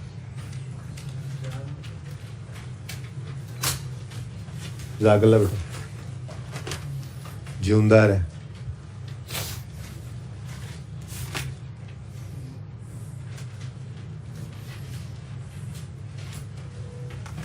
पठान के बच्चे तुमने पढ़ना शुरू किया है, क्या लगता है इस बार पास हो जाओगे? तो फिर छोड़ दो पढ़ना, क्योंकि तुम्हारा तो ये टारगेट होता है ना कि ऐसा काम ना कोई कर दूंगे पास हो जाऊंगे।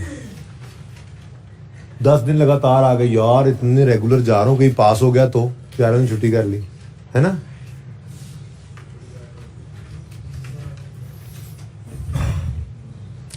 ले जी 1 मिनट रह गया, अब चलें आपसे 2 मिनट ले लें, अब बस करें, अब इसके बाद कोई नहीं है, अब डिस्काउंट नहीं मिलेगा।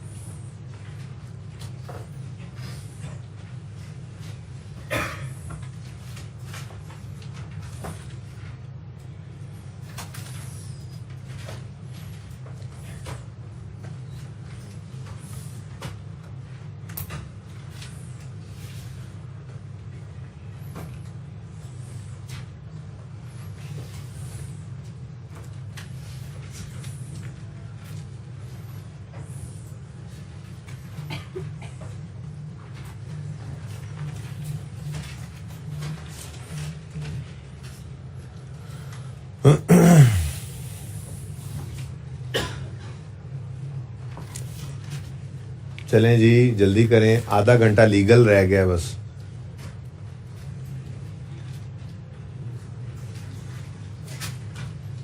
लेकिन अच्छी बात यह कि आप सवाल खुद कर रहे हैं। I am in no rush at all.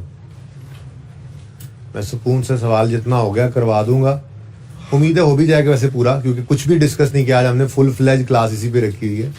लेकिन मैं ये चाह रहा हूँ कि आप साथ साथ सवाल करते भी जाएं ताकि आप कॉन्फिडेंट भी होते जाएं कि आज बहुत ज़्यादा कॉन्सेप्ट नहीं है। आज ज़्यादा फोकस हमारा है सवाल में, डाटा संभालने पे, फॉर्मेट पे। इंशाल्लाह कॉन्सेप्ट सारे ही सीखेंगे तभी आगे जाएंगे। कोई एक चीज़ भी ऐसी नहीं छोड़ेंगे इंशाल्लाह जिसके अंदर कॉन्सेप्चुअली आपको मसला हो। लेकिन अभी नहीं बेटा, पहले दिन नहीं।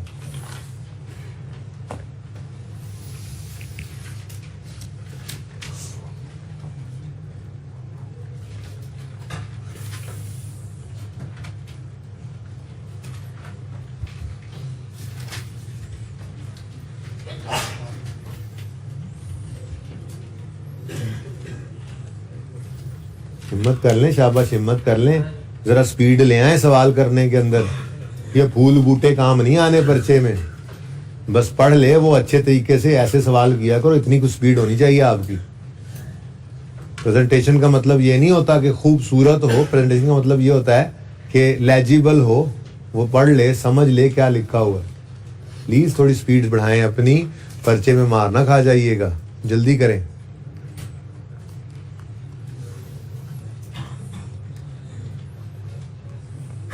कितने बच्चे ये जितना काम मैंने करवाया ऑलरेडी कर चुके? जबरदस्त, 10 से 15 बच्चे हैं, बाकी भी हिम्मत करें।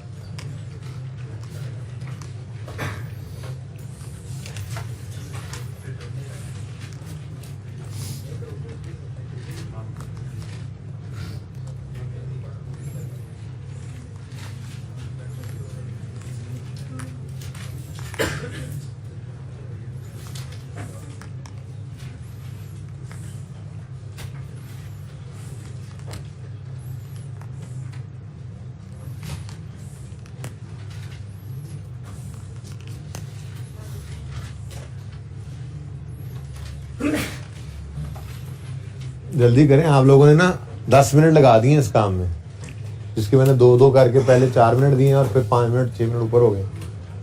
जल्दी करें, शाबाश।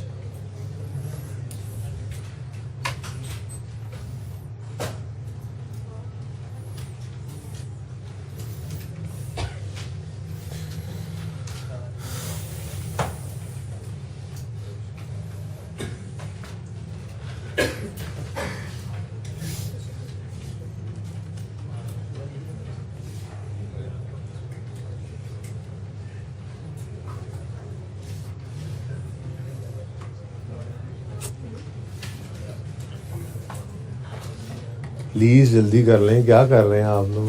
किए ही जा रहे हैं, पता नहीं क्या किए जा रहे हैं। कहानी लिख रहे हैं। पानी पीऊं? चलो ये भी ठीक है। 2 मिनट 30 सेकंड पानी पीने पे लगा। मैं पानी पी के अब आगे बात शुरू कर देनी है तारों में।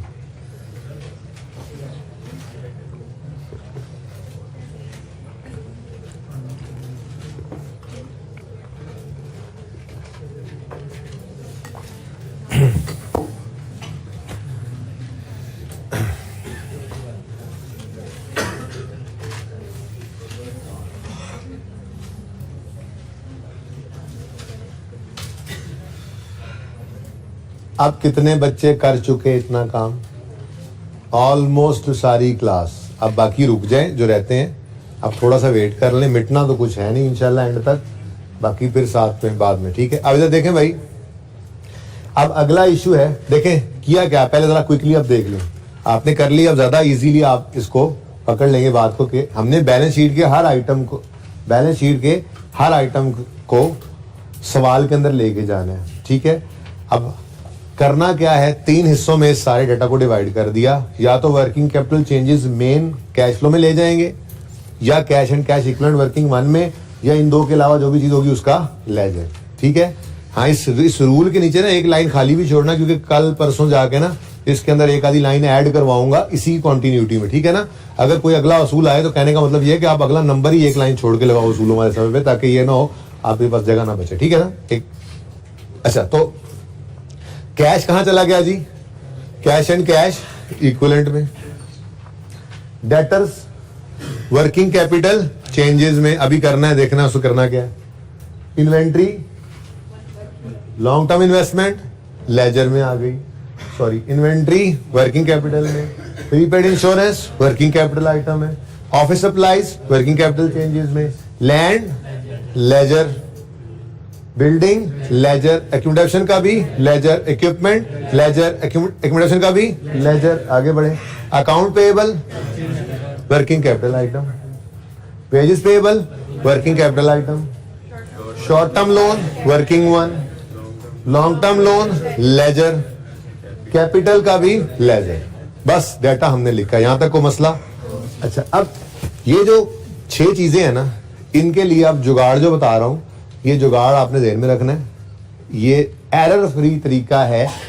इन 6 आइटम, देखो इस कैश फ्लो में 20 आइटम्स आ जाएंगे मिसाल के तौर पे, उसमें से 6 आइटम्स अगर सही आप कर लो तो काफी वेटेज है, मतलब आप हो जाए वो 30-35% मार्क्स ले गए हैं इस कैश फ्लो की रिक्वायरमेंट से।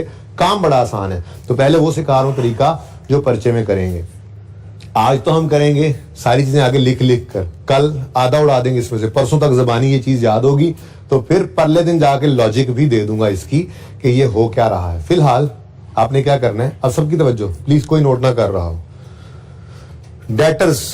डेटर्स आपने क्या करना है, ओपनिंग से क्लोजिंग की तरफ देखना है ना, आपने चेंज देखना है। क्या है जी, मैंने यहां पे क्या लिखा हुआ जरा अगर आप गौर करें तो, एडजस्टमेंट करनी है किसकी, वर्किंग कैपिटल आइटम में चेंज की, वर्किंग कैपिटल आइटम में चेंज की आपने एडजस्टमेंट करनी है, ठीक है। अब डेटर 104 से 280 पे चले गए, तो डेटर कितने से, इधर देखो मैं यूं लिख रहा हूं आपके लिए, डेटर्स बढ़ गए, डेटर्स बढ़ गए। अब कोई FAR1 नहीं, इंट्रो की भी पहली क्लास। डेटर का बढ़ना क्या होता है, डेबिट। डेटर्स बढ़ गए, डेटर्स बढ़ गए तो डेबिट, ठीक है। दूसरा इंपैक्ट कैश पर बोल दो, दूसरा इंपैक्ट कैश पर, तो फिर कैश क्या होगा, क्रेडिट मतलब माइनस, तो वहां पे क्या शो कर दिया करेंगे, माइनस जितना डिफरेंस आए। कितना डिफरेंस था, डेटर 176 से बढ़ गए, मैं यूं लिख भाई, ये असूल होगा। इस तरीके से आप एरर फ्री नंबर ले लेंगे। तो आज मैं इसकी कोई लॉजिक नहीं डिस्कस कर रहा, आज मैं सिर्फ ये 5 को या 6 को पहले मैं लिखूंगा, फिर आप लिखेंगे खुद से, और लॉजिक की बात नहीं करेंगे। कल फिर करेंगे, परसों फिर, 2-3 दिन में ये याद हो जाएगा, उसके बाद फिर लॉजिक्स तो आती रहेंगी इंशाल्लाह, ठीक है ना। सही है, मैं प्रूव करूंगा कैसे ये कैश में कन्वर्ट हुआ है, प्रूफ करूंगा एग्जांपल से, लेकिन फिलहाल नहीं, ठीक है। अब हमने पर्चे में मार्क्स लेने के लिए क्या तरीका करना है, ये है वर्किंग कैपिटल, इसकी चेंजेस को कैश फ्लो में लेना है। तो हमने क्या किया, पहले तो चेंज निकाली, कितनी चेंज बन रही है, 176। अब देखना है ये डेटर क्या है, एसेट। डेटर क्या है, ओपनिंग से क्लोजिंग तक जाते हुए ये 176 से बढ़ा है। एसेट का बढ़ना डेबिट, दूसरा इंपैक्ट कैश क्रेडिट। तो यूं लिखा करेंगे हम, ये लिखा करेंगे पर्चे तक जाते हुए नहीं लिखना, अभी लिखना शुरू करेंगे, 2-4 दिन लिख के फिर काम बंद, ठीक है ना। तो ऐसे ब्लू मार्कर कहां गए, ओहो नहीं सर्दी नहीं लग रही, एक मिनट। अच्छा जी, कहां था मैं, ओपनिंग से क्लोजिंग तक आते आते डेटर 176 से बढ़ गया। डेटर क्या है, एसेट, एसेट का बढ़ना डेबिट, तो दूसरा इंपैक्ट कैश को दे दो, क्या कर दो, क्रेडिट। कैश क्रेडिट मतलब कैश कम होना, मतलब माइनस, तो यहां पे आपने लिखा 176 माइनस, ठीक है। अब किताबों में ना रूल इस तरह से नहीं लिखा हुआ, किताबों में रूल इस तरह से लिखा होता है, आप किताबें पढ़े ना तो उनमें रूल यूं लिखा होता है कि current asset increase minus show कर दो, करंट एसेट का डिक्रीज प्लस शो कर दो, करंट लायबिलिटीज का इंक्रीज प्लस शो कर दो, करंट एसेट का डिक्रीज करंट लायबिलिटीज का डिक्रीज माइनस शो कर दो। वो मुझे भी मिक्स हो जाता है अभी भी। तो मैं भी अपनी स्टूडेंट लाइफ में ऐसे ही याद करता था, हमें भी उस्तादों ने ऐसे ही सिखाया था जैसे आपको सिखा रहे।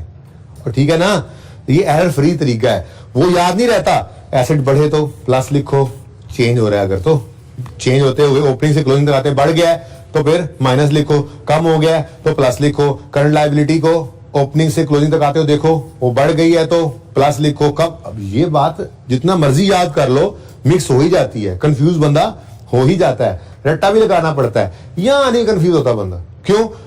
ओपनिंग से क्लोजिंग तक आते हुए डेटर्स बढ़े हैं। अब ये तो हमें पता है ना कि डेटर बढ़ने पे क्या होता है, डेबिट। क्या ख्याल है? ठीक है, तो डेटर बढ़ने का मतलब डेबिट, ये तो हमसे कोई नहीं बुलवा सकता अल्लाह ने चाहा तो। ठीक है, तो फिर हम दूसरा इंपैक्ट कैश को दे देते हैं। सही है, समझे हो बात? ये मैंने ब्लू से इसलिए लिखा, पर्चे में नहीं लिखना, ये पर्चे में ये नहीं लिखना, ये आज तो लाजमी लिखना है, कल भी लिखना है, परसों कैश उड़ा देंगे, सिर्फ ये लिखा करेंगे और फिर कैश बोलकर लिख दिया करेंगे, और परले दिन तक शायद ये भी लिखने की जरूरत नहीं रहेगी, हमें याद हो जाएगा तरीका। ठीक है, इंशाअल्लाह आगे बढ़ो।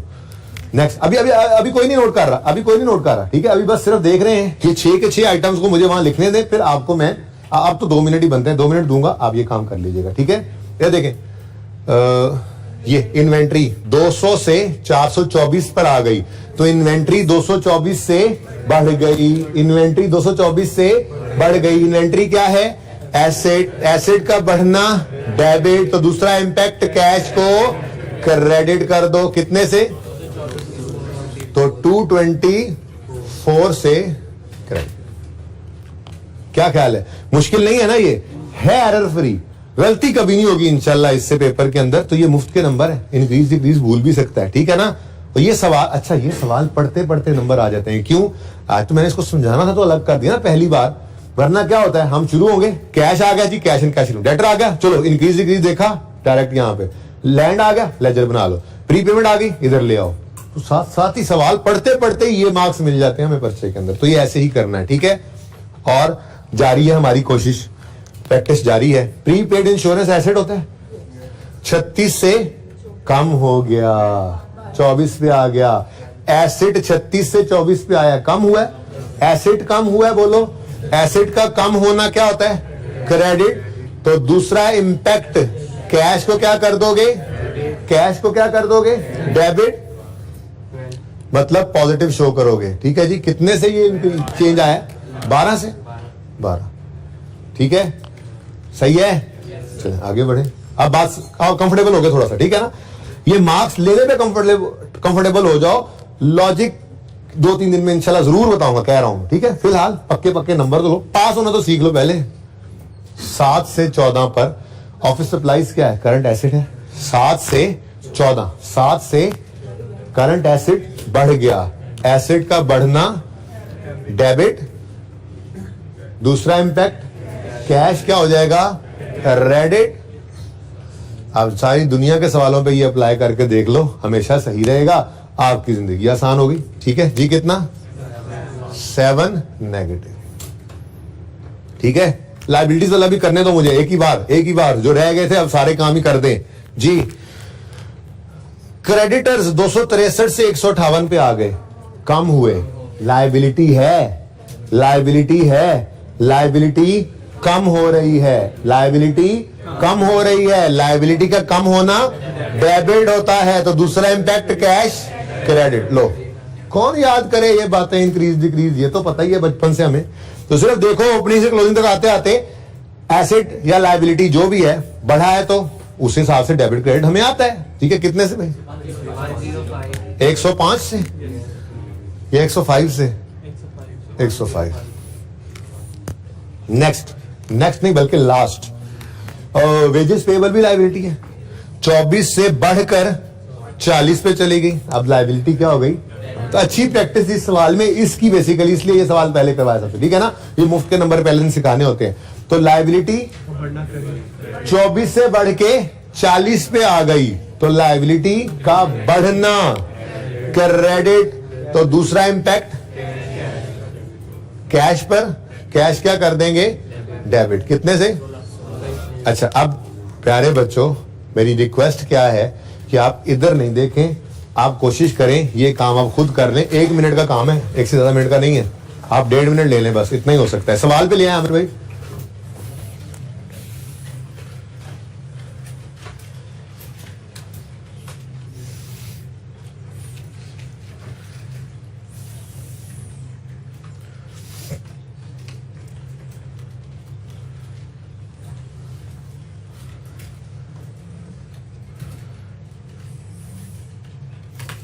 बैलेंस शीट में कुछ भी नहीं छोड़ा हमने, हर चीज को कहीं ना कहीं पहुंचा दिया, या वर्किंग वन में, या कैश एंड कैश इक्विवेलेंट के चेंज में, या लेजर में। देख लो सब कुछ ही टिक हो गया। अब तो ये आप कर लेंगे तो यहां पे करके फिर उधर आंसर देखें, इंशाल्लाह सही होगा। और ये कॉन्फिडेंस फिर ज्यादा बेहतर है, ना कि नकल करके कर लें और फिर घर जा रहे हो और वहां पे जाके फिर सवाल अब सही करेंगे, फिर फायदा नहीं ना। अभी दस्ती तैयारी करो। अभी टेस्ट के अंदर कैश फ्लो आ जाए तो तैयार हो आपकी, है नहीं। वैसे कह रहा हूं कि अगर अभी टेस्ट के अंदर बेसिक से सवाल कैश फ्लो का आ जाए तो आप कर लें, इस काबिल होना चाहिए आपको।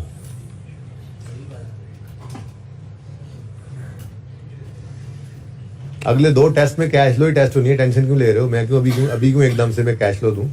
कर लेंगे टेस्ट में इसको टेस्ट। शाबाश जल्दी जल्दी, इंशाल्लाह सही करेंगे बेटा। प्लस माइनस आपका कहीं भी नजर नहीं आ रहा। खैर है, कैश क्रेडिट तो माइनस, कैश डेबिट तो प्लस। कम तुसी कीता कोई नहीं, फिर फायदा केड़ा है?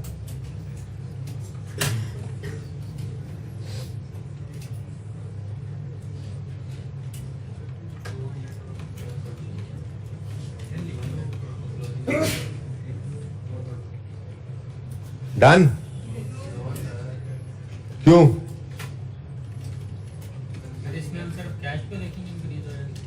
और किसको देखें? और यार जुगाड़ बताया मैंने, ठीक है, तरीका बताया मैंने कि एसेट लायबिलिटी, जो करंट लायबिलिटी यहां जाने हैं उनको देखो। इंक्रीज हो रहा है अगर एसेट, तो दूसरा इंपैक्ट कैश पे डाल दो। वो एसेट डेबिट हुआ तो ये क्रेडिट, माइनस लिखना है बस, गलती नहीं होगी। तो कैश को ही देखना है ना बस, जैसे सिखाया वैसे ही होना है। और छेती कर लो, सुस्त लोगों।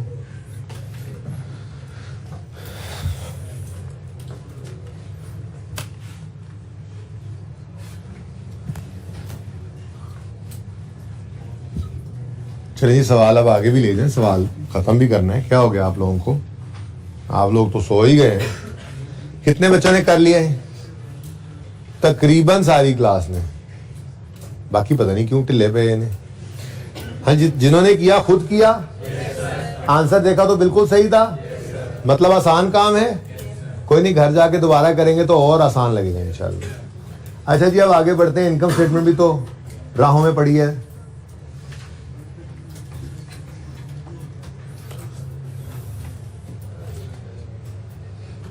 क्या सेल, क्या कॉस्ट ऑफ सेल, क्या जीपी, क्या ऑपरेटिंग एक्सपेंसेस, क्या सेल। हमारे लिए तो profit before tax starting point था, स्टार्ट में बताया था। तो फिलहाल तो छोड़ो इस सारी इनकम स्टेटमेंट को, और ये नेट इनकम जो है, क्योंकि सवाल में टैक्स का जिक्र नहीं है, तो यही पीबीटी, यही पैट एक ही चीज है। तो ये हमारा स्टार्टिंग पॉइंट है। लेकिन मैं वहां पे स्टिल, वहां पे मैं नेट इनकम या नेट प्रॉफिट का लफ्ज नहीं लिख रहा, कहीं आप भूले से वहां पे कोई नया उसूल ना बना लो। उसूल हमेशा यही जहन में रखना, स्टैंडर्ड ने कहा हुआ है कि ये जिस मेथड से मैं कैश फ्लो बनाना सिखा रहा हूं ना, इसका स्टार्टिंग पॉइंट हमेशा प्रॉफिट बिफोर टैक्स होगा। टैक्स नहीं है तो फिर यही वाला प्रॉफिट बिफोर टैक्स, इसी को कहना, इसी को प्रॉफिट बिफोर टैक्स कहना है। ठीक है, सही है। तो 950 हमारा स्टार्टिंग पॉइंट है। ठीक हो गया। Now here comes the match. ऊपर भी तो एडजस्टमेंट लिखी हुई है, उधर किस चीज की एडजस्टमेंट करनी है? यहां तक को मसला है तो बता दो, नहीं तो मैं आगे चलूं। शायद ये सबसे टेक्निकल बात होगी कैश फ्लो की, लेकिन है ये भी आसान ही, आपस की बात है, किसी को बताना नहीं। ठीक है। अच्छा इधर देखो, ये एडजस्टमेंट्स किसकी होंगी जी? ये एडजस्टमेंट तो वर्किंग कैपिटल चेंजेस की थी ना, यहां पर एडजस्टमेंट्स करेंगे हम for non cash items. For ये एडजस्टमेंट्स किसकी करेंगे जी? क्या मतलब?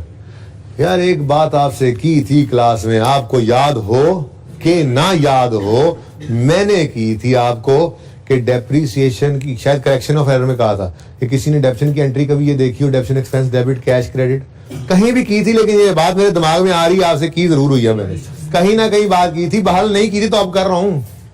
क्या डेप्रीसिएशन एक्सपेंस की एंट्री कभी किसी ने ये देखी है? Depreciation expense debit cash credit, depreciation expense is a no. ये 36 के अंदर समझाया था आपको सवाल करते हुए, याद आ गया मुझे जी। डेप्रीसिएशन एक्सपेंस जो है this is a non cash item, this is a non cash item, ऐसे ही है। लेकिन मसला क्या है? मसला इज, यानी मसला है क्या, यहां से जो चले चले चले चले चले चले चले यहां 950 तक आते आते एक डेप्रीसिएशन एक्सपेंस भी आपका माइनस हो चुका हुआ है 230 का। हुआ है कि नहीं हुआ? प्रॉफिट की फिगर तक आते आते 230 की डेप्रीसिएशन माइनस हो चुकी है। और बोलो क्या ये सही है? हमने इस वक्त कैश फ्लो की बात करनी है और स्टार्टिंग पॉइंट में वो चीज ले रहे हैं जिसमें से एक नॉन कैश आइटम माइनस हुआ पड़ा है। तो सबसे पहले इसको क्या कर दें? रिवर्स कर दें। क्या कर दें? रिवर्स बोला करो, फिर देखेंगे इनकम भी तो पड़ी हो सकती है रिवर्स करने वाली, फिलहाल तो एक्सपेंस है, ठीक है ना, तो वो बात करें जो हर जगह चल जाए, ठीक है। तो सबसे पहले क्या करो? डेप्रिसिएशन को रिवर्स कर दो। अब यू सोचो, प्रॉफिट तक आते आते ये डेप्रिसिएशन एक्सपेंस क्या हो गया होगा? माइनस। क्या हो गया होगा? माइनस। तो अब क्या कर देंगे? ऐड। तो पहली एडजस्टमेंट यहां पर जो हम देखेंगे वो होगी add depreciation expense. Depreciation expense हमने ऐड बैक कर दिया और ठीक है 230। ये पहला सवाल है ना, डेप्रिसिएशन एक्सपेंस गिवन है, वरना ये निकाला करेंगे सवालों में जाके हम एक्यूमुलेटेड डेप्रिसिएशन के लेजर में से या एसिड के लेजर में से देखेंगे। सही है, आगे बढ़े जी, सवाल को खत्म करते हैं। अब सवाल के अंदर 4 एडजस्टमेंट्स हैं और मेरा दिल चाह रहा है कि मैं पहले डी एडजस्टमेंट आपको करा दूं। डी एडजस्टमेंट क्या है? Drawings amounted to 568। भाई बस 2-3 चीजें ही रह गई हैं अब इस फॉर्मेट के अंदर जो अभी तक मैंने नहीं लिखी थी, ठीक है। एक है यहां पर 3 चीजों को हम लेस करते हैं। क्या करते हैं जी? लेस करते हैं। लेस करते हैं टैक्स पेड, लेस करते हैं इंटरेस्ट पेड, लेस करते हैं डिविडेंड पेड। आप कहोगे ये तीनों बातें लिख दी आपने, तीनों ही नहीं है भाई। सवालों के अंदर जिस दिन टैक्स पेड आएगा, मैंने पहले ही आपको सफा छुड़वाया था, ठीक है ना, तो उसी पता नहीं थल्ले जाके की एंड पे जाके लिख देते हैं। खैर है एनीवेज, कोई बात नहीं, इधर आ जाएगा, गुजारा कर लोगे, बस इससे आगे कुछ नहीं।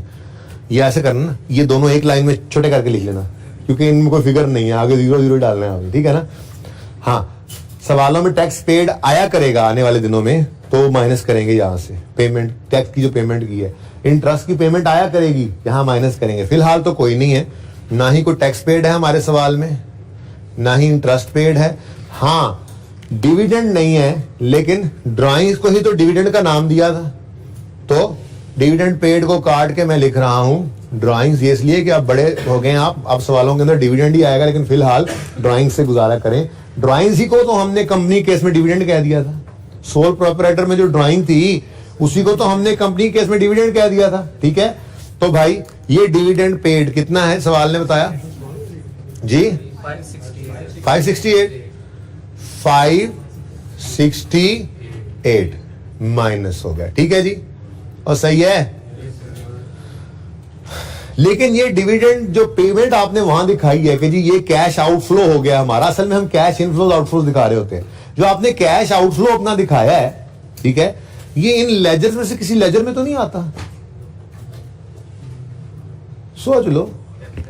हाँ जी, कैपिटल का लेजर भूल तो नहीं गए। कैपिटल के लेजर के अंदर आया करता था प्रॉफिट और ड्राइंग्स, ठीक है। तो 568 यहां पे भी शो करना है। भूलना नहीं है। चलो अब ये लिख लो एडजस्टमेंट नंबर, आखिरी जो थी ये मैंने करवा दिया आपको, लास्ट एडजस्टमेंट। फौरन लिखनी है एडजस्टमेंट्स। क्या किया हमने, ड्राइंग्स को रिकॉर्ड किया ना भाई। असल में ना एक बात जो भी आपको समझ नहीं आएगी वो क्या होगी, वो कल समझाऊंगा, वैसे आज सिर्फ बता रहा हूं। Accountants income statement balance sheet बना चुका होता है, ये लेजर वेजर सब कुछ उसने बनाए होते हैं, हम रीडू कर रहे होते हैं अपने मतलब की चीजें निकालने के लिए। इससे ज्यादा नहीं सोचना आज फिलहाल, जो कह रहा हूं बस कर डालो, कल इंशाल्लाह करेंगे इंशाल्लाह इसके बाद, ठीक है ना। हो गई एंट्री 568 डिविडेंड पेड यहां नजर आया करेगा, और कैपिटल के लेजर में भी ये डिविडेंड पेड। कल को रिटेन्ड अर्निंग्स आ जाएंगी या परसों को, तो भाई ये डिविडेंड ड्राइंग्स डिविडेंड के नाम से आ रही होंगी और रिटेन्ड अर्निंग्स कॉलम में डेबिट हो रही होंगी, हमें सब पता है, मसला कोई नहीं है। सही है, आगे बढ़ते हैं, टिक कर लेंगे। एडजस्टमेंट नंबर डी हो गई।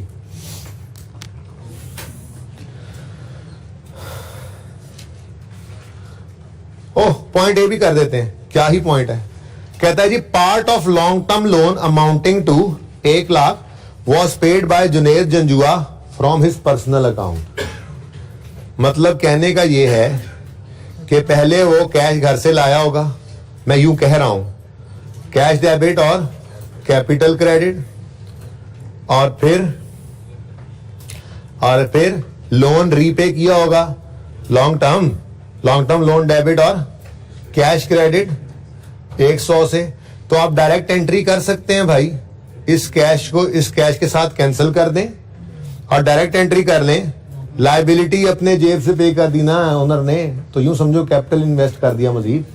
तो असल तो ये बात हुई है, कहना यूं चाहिए था कि कैश लाके पहले दराज में डाले, फिर दराज से निकाले और बैंक में जमा करा दे। उसने घर से निकला पैसे जमा करवा दिए, बिजनेस की लायबिलिटी पे की ना, तो एंट्री क्या बन गई, long term loan debit capital credit. लेकिन जब इन्वेस्टिंग एक्टिविटी में जाओगे ना, तो लोन रीपेमेंट के अंदर भी ये 100 लेना है और कैपिटल इन्वेस्टमेंट के अंदर भी ये 100 लेना है, इसको भूलना नहीं है। फिलहाल तो ये एंट्री करा दो मुझे जी।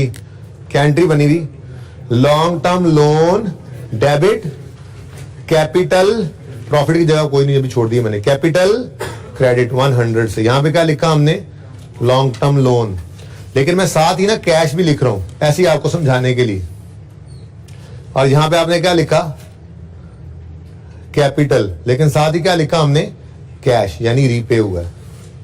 ठीक है, ये दो एंट्रीज को एक बनाया, कोई तकलीफ तो नहीं हो रही, ठीक है। एडजस्टमेंट बी भी ओवर होगी।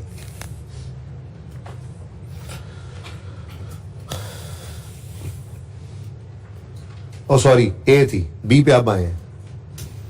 एडजस्टमेंट ए ओवर होगी, ठीक है। एडजस्टमेंट डी ओवर हो गई। मुश्किल तो नहीं लग रही बातें, कोई बात नहीं, घर जाकर तसल्ली से, कोई नया सवाल नहीं, इसी को दोबारा करना, सहबारा करना। अगर एक लफ्ज भी समझ नहीं आएगा कल इंशाल्लाह समझाऊंगा, ठीक है। आज तो बस अब लीगल टाइम खत्म होने के करीब है और इलीगल 5-7 मिनट रह गए हैं, इसके अंदर अब मैंने सवाल को लपेटना है, ठीक है ना। इसलिए मैंने कहा फजूल बातें करके मजीद टाइम आगे ना बढ़ाओ, ठीक है। अच्छा सुनो, अब सवाल को अब मैं जरा क्विकली कंक्लूड करने की कोशिश करूंगा, ठीक है, माजरत के साथ, ताकि सवाल एक बार आपके सामने किताबों में आ जाए।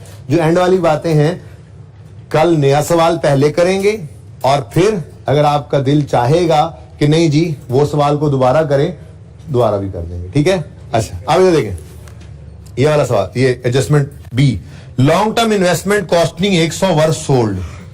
भाई अगर कोई एसेट बिके तो डिस्पोजल अकाउंट बना करता है, बनाओ फिर, कोई नया काम थोड़ा ही, डिस्पोजल का अकाउंट बना लो।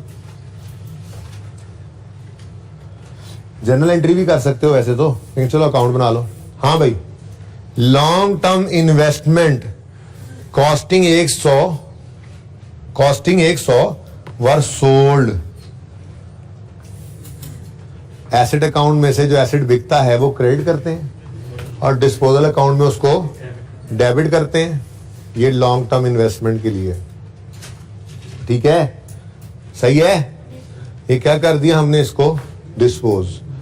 अच्छा अब आपको ये पता है कि एसेट अकाउंट से एसेट की आया करती थी कॉस्ट, और एक्यूमुलेटेड डेप्शन अकाउंट से इसकी आया करती थी एक्यूमुलेटेड। लेकिन इन्वेस्टमेंट जो है ये डेप्रिशिएबल एसेट नहीं है, लाल मार्क कर दे दो। इन्वेस्टमेंट जो है वो कोई डेप्रिशिएबल एसेट तो नहीं है ना, इसलिए ये नजर नहीं आएगा। ओके, अब एक चीज होती थी और डिस्पोजल में, कैश आया है, कैश का आना डेबिट डिस्पोजल अकाउंट में कर देते थे हम उसको क्रेडिट, लेकिन पता कोई नहीं है, पता कोई नहीं है। चलो जो डाटा गिवन था उससे लेजर ओपन तो किया हमने, ठीक है। Next, depreciation charge during the year on equipment amounted to 60। कहता है जी इक्विपमेंट की जो डेप्रीसिएशन है ना फॉर द ईयर वो कितनी है, 60। पता नहीं क्यों बता रहे हैं, अल्लाह मालिक है, लिख लेते हैं। डेप्रीसिएशन एक्सपेंस सवाल में उसने गिवन कर दी कितनी, 60। और सही है, ही कह रहा है ना, depreciation charge during the year on equipment amounted to 60, ठीक है। Next, equipment having a book value of 75 was sold during the year. एक और डिस्पोजल हो गया, तो एक और अकाउंट बना लो। अब डिस्पोजल का अकाउंट किसका है जी, इक्विपमेंट का। पर मसला क्या है, हमें चाहिए इक्विपमेंट अकाउंट से इसकी कॉस्ट और फिर एक्यूमुलेटेड डेप्रीसिएशन से इसकी एक्यूमुलेटेड डेप्रीसिएशन। क्या ख्याल है? लेकिन ये पता लग गया हमें कि इक्विपमेंट का डिस्पोजल तो है, लेकिन कितनी कॉस्ट है, क्योंकि ये अकाउंट कॉस्ट में बन रहा है ना, वो नहीं पता। यहां पे डिस्पोजल की एक्यूमुलेटिव से निकल कर जाती थी, ये नहीं पता। है सही, है सही, और ठीक है। ये सारे काम अभी क्वेश्चन मार्क से ही चल रहे हैं। कितने का बिका ये पता लग रहा है, was sold during the year. ओहो, बुक वैल्यू का सिर्फ पता लग रहा है, बुक वैल्यू का। हो सकता है इससे कुछ निकल आए, फिलहाल तो बुक वैल्यू को पता लग रहा है। यहां तक को मसला डाटा लिखा है सिर्फ, ठीक है। अब कैश फ्लो में बैलेंसिंग शुरू करते हैं, ठीक है। लेकिन मुझे ये बताओ, सवाल को पढ़ते हुए गौर किया था कि यहां पर हमारे पास gain on sale of land भी आ रहा था। क्या मतलब, लैंड बिका था? ये तो पता ही नहीं है हमें। Gain on sale of long term investment आ रहा था, ये हमें पता था। लॉस ऑन सेल ऑफ, हो यानी कि भाईजान एक बात बताऊं आपको मेरे दोस्तों, लैंड भी बिका है। हो डिस्पोजल अकाउंट लैंड का, इसमें अब लैंड के अकाउंट से हमें कॉस्ट भी चाहिए होगी, लेकिन एक्यूमुलेटेड डेप्रीसिएशन का सवाल ही पैदा, क्योंकि ये क्या है, ये तो लैंड है, ठीक है। जैसे यहां पे नहीं था, यहां पे भी नहीं, ठीक है, सही है। लेकिन ये तीन चीजों का अब हमें पता लग गया है, तीन चीजों का पता लग गया हमें, ठीक है। पहली चीज क्या है, gain on sale of land. मुझे बताओ, डिस्पोजल के अकाउंट में अगर होता था वो किस तरफ आता होता था? यूं सोच लो ना, डिस्पोजल का अकाउंट डेबिट तो प्रॉफिट एंड लॉस क्रेडिट होता है, और डिस्पोजल का अकाउंट क्रेडिट तो प्रॉफिट एंड लॉस डेबिट होता है, ठीक है। तो अगर क्रेडिट साइड पे पड़ा होगा तो प्रॉफिट एंड लॉस डेबिट हो रहा होगा उससे, तो ये लॉस होगा। और अगर डेबिट साइड पे पड़ा होगा फिगर, तो वो डिस्पोजल अकाउंट डेबिट हो रहा है, प्रॉफिट एंड लॉस क्रेडिट हो रहा है, तो हम फिर गेन को इस तरफ लिखेंगे। सवाल ने हमें गेन बता दिया, कितना गेन है, 64, ठीक हो गया जी, 64। जो डाटा मिल रहा है सवाल से वो लिखते जा रहे हैं। नेक्स्ट क्या है, gain on sale of long term investment. Gain सवाल में गिवन था कितना, क्वेश्चन में क्वेश्चन लिख दिया मैंने, कितना 32, ठीक हो गया, और सही है।